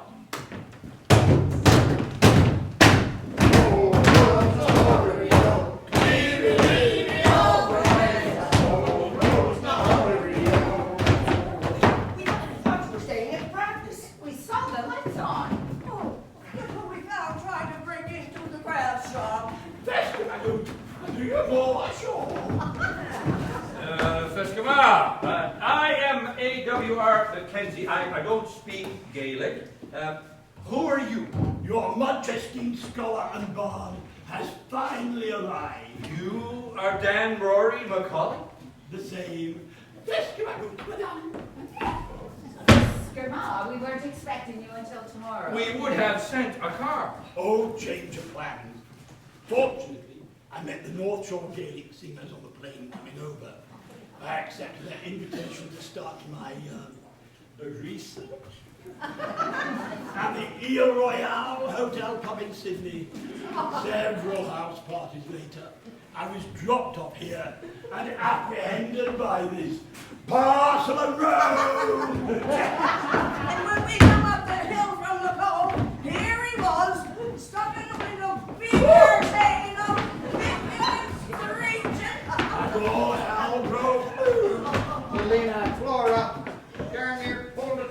over. I'm trying to pull them through. Kenny thought he was going to rob the place and he started a fight. And then he started cursing at us in the Gaelic, sounded just like Daniel, the prophet. It's remarkable. Their Gaelic is just like the Lewis dialect at home. He does have the beautiful Gaelic AWR. You just have to find him a good Lewis woman from the North Shore, so we can keep him around. And we'll keep it a secret from my girlfriend in Dundee. And this woman has 15 verses of a song. We only have 3 of in Scotland. Really? I didn't know you sang, Louis, now. You have a treasure trove of song and story in these people. I have years of research ahead. Research Well, you can use those skills for the reenactment. And Kenny's going to play Norman. Oh, I bet there's lots of dirt you can dig up locally about the old devil, eh, Kenny? Yeah, old devil. You know what, I detect a bit of sour grapes.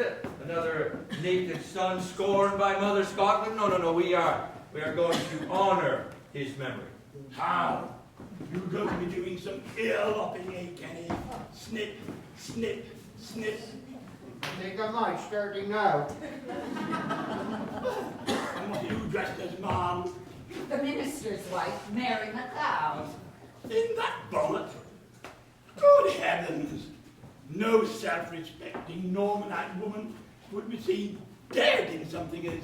What do you know about Normanite women? If you did your research, you would know that all the books state they wore simple black headscarves.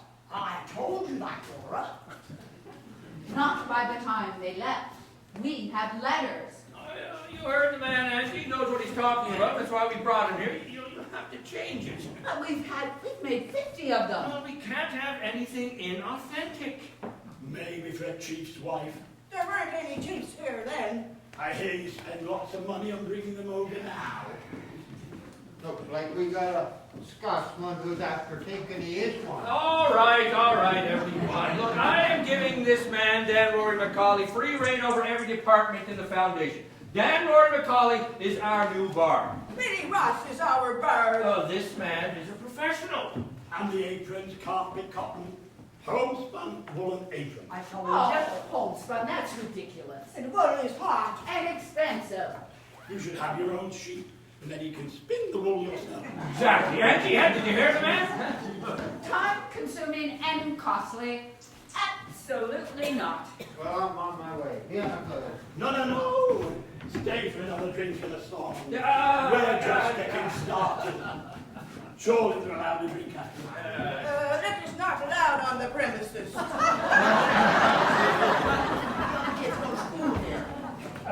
We try to elevate the role and practice of Gaelic above the level of drunken kitchen parties. Angie, he didn't know. You mean take the Cayley out of the kitchen and put it on the stage? Yeah, exactly. Yeah, we'll have a milling frolic on stage.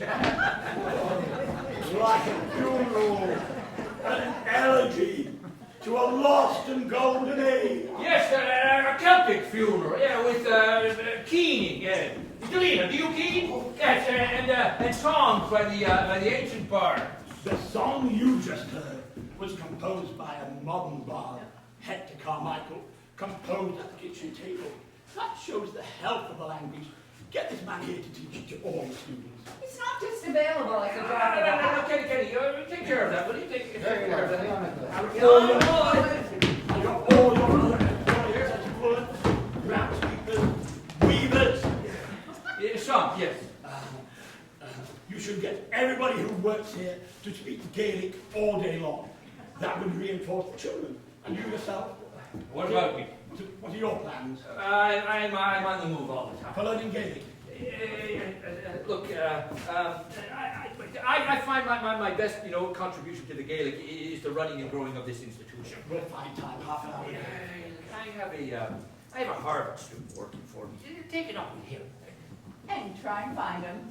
And we should talk about my Stipend. Yeah, yes, tomorrow, after classes. It is getting late. Classes? I thought I would go first thing and get settled into my lodge. Lodgings, yes, of course, lodgings. Angie? Oh, well, I'll make up a cot for you in the classroom, and if that isn't satisfactory, I don't know what we'll do. I thought you said cottage. Cottage, yes. Oh, look, you can sleep in my room. I'll take the cottage. The pipe will signal the time to get up. Classes start promptly at 8:30. Good evening, sir.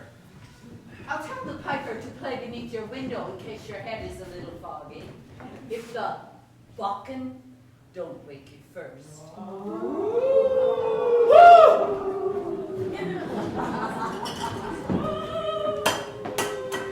Mary, it came out of Black Cove and hit with the fog last night.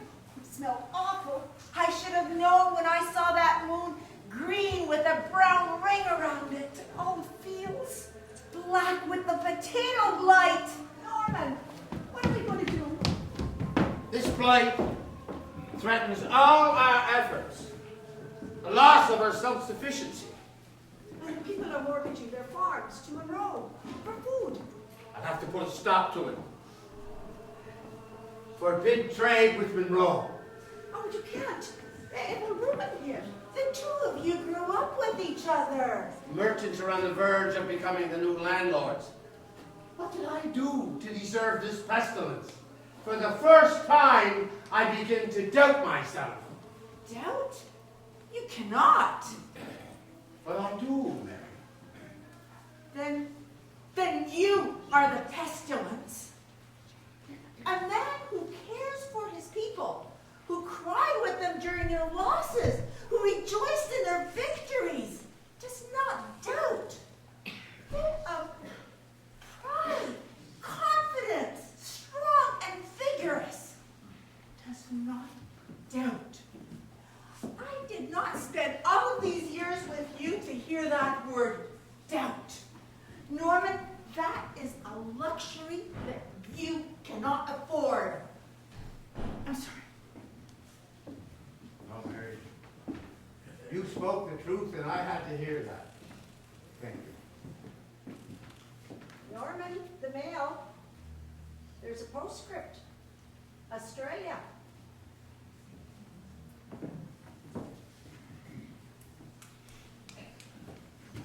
Our son Donald, who has been lost to us these past 8 years, has been found.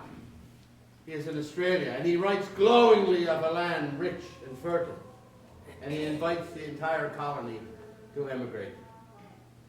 We will commence building a ship in our shipyard at Black Cove. It will be called the Margaret, and we invite the faithful to join us.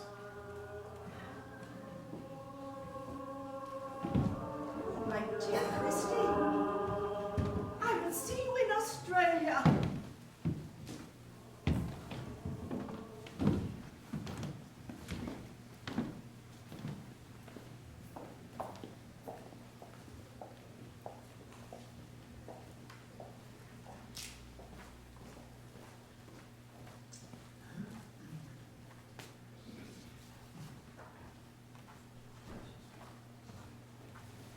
Mrs. Mack.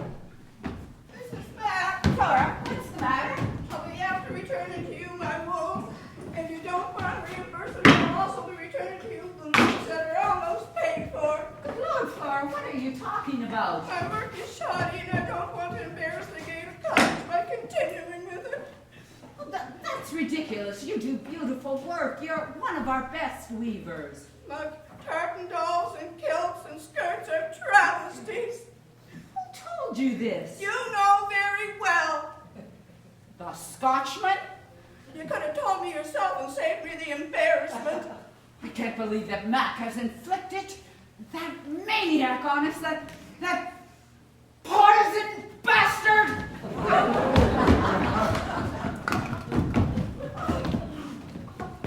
TR, I demand an explanation and an apology. Are you the one responsible for all this? For Cape Breton Bracken, yes. Put those back now. A true Scottish Bracken is a muted lad, Not this gaudy, tartan nonsense. Our tartan yardage is of the highest quality, well-researched, using ancient colors. We now offer over 160 clan tartans. All part of the mythology. A Robert Burns and the romantic poet. The Celtic twilight nonsense. You watch what you say about Bobby. You should be spinning and weaving Paris tweed. People don't want to buy Paris tweed. Not making these. Give me that.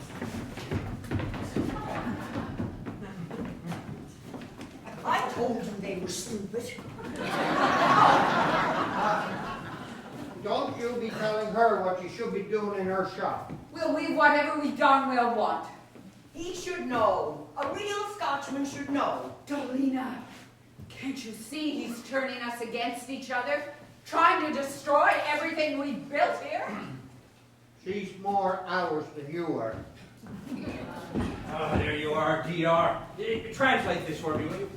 Mac, we have orders to fill and a pageant to produce, and this man thinks he has the right to come in here and insult me and my weavers. They deserve to be insulted. Look at this.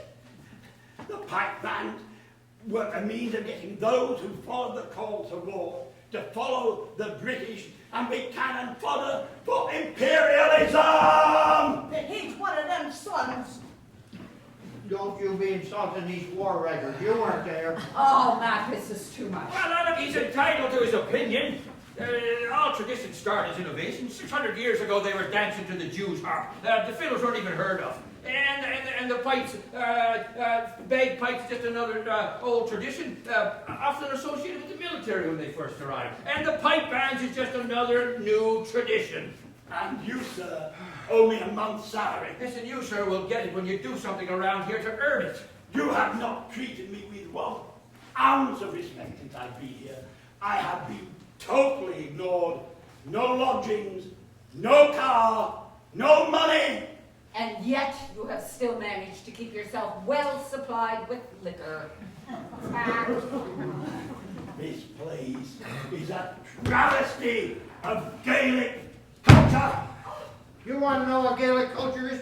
You sit your ass down that chair.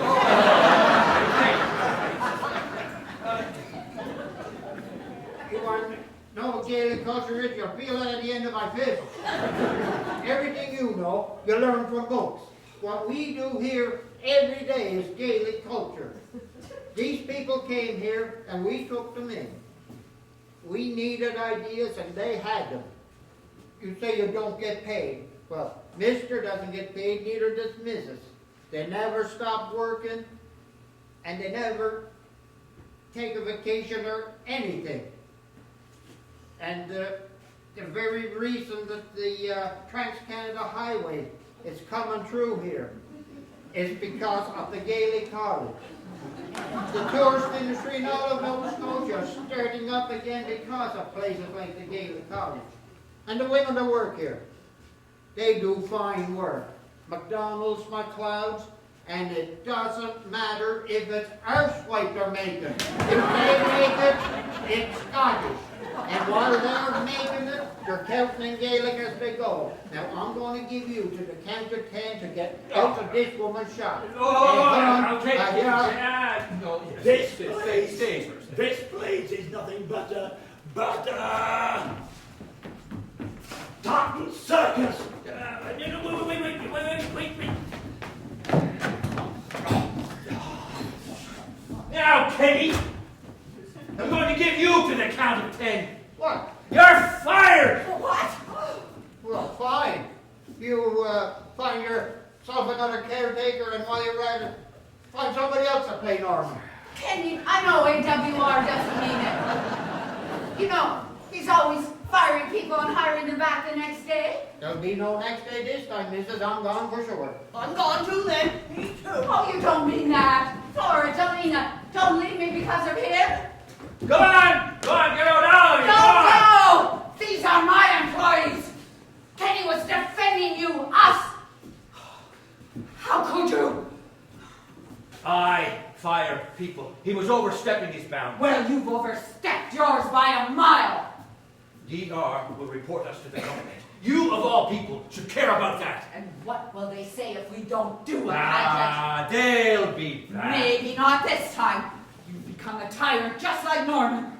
Norman was a strong leader. He was not a tyrant. A tyrant gets rid of someone who challenges his power. Norman That's was what hard Norman on did. his enemies. Who were once his friends.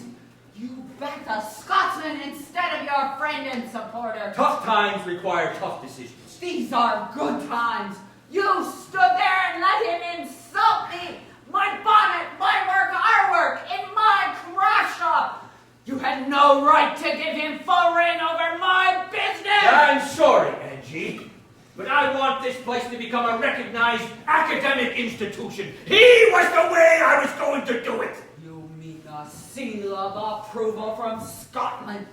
You think nothing we do here has any value unless the Scots approve? He knows what he's talking about. You know more than he does about the pipes. I just heard you. You didn't need him. We have all the experts we need here. The people here are the ones who matter. Our Scottish culture, we were preserving it when they were losing it. We, Angie. My Ross great-grandmother. I never counted her because she was from the mainland.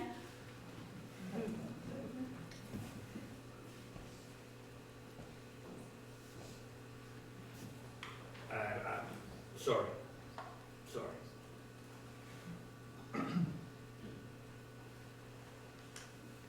What hurt the worst was seeing you lose your self-confidence in front of that phony. Maybe I was jealous of you. Jealous of me.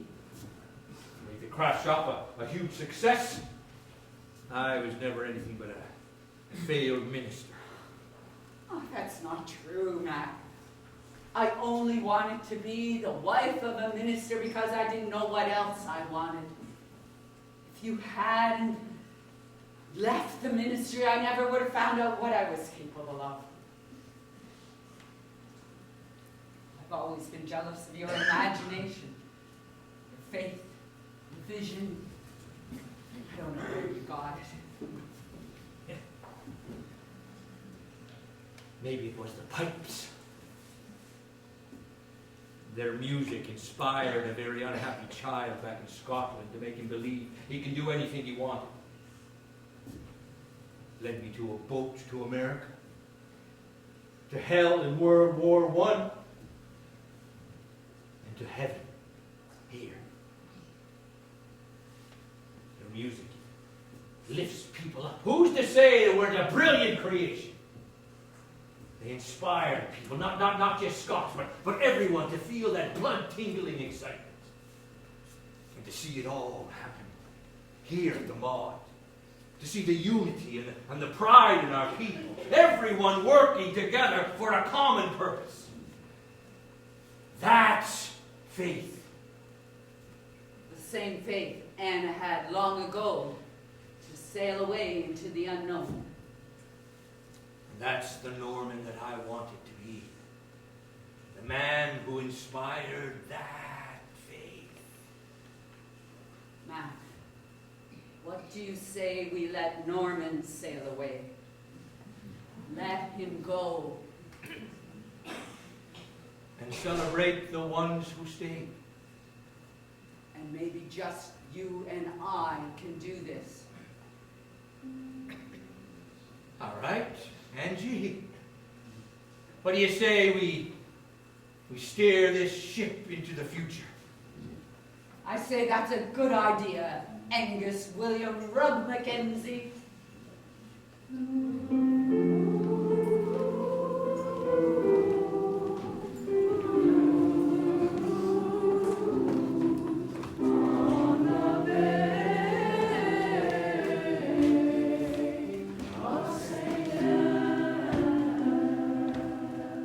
I say, Kenny, let's see what's around that headland.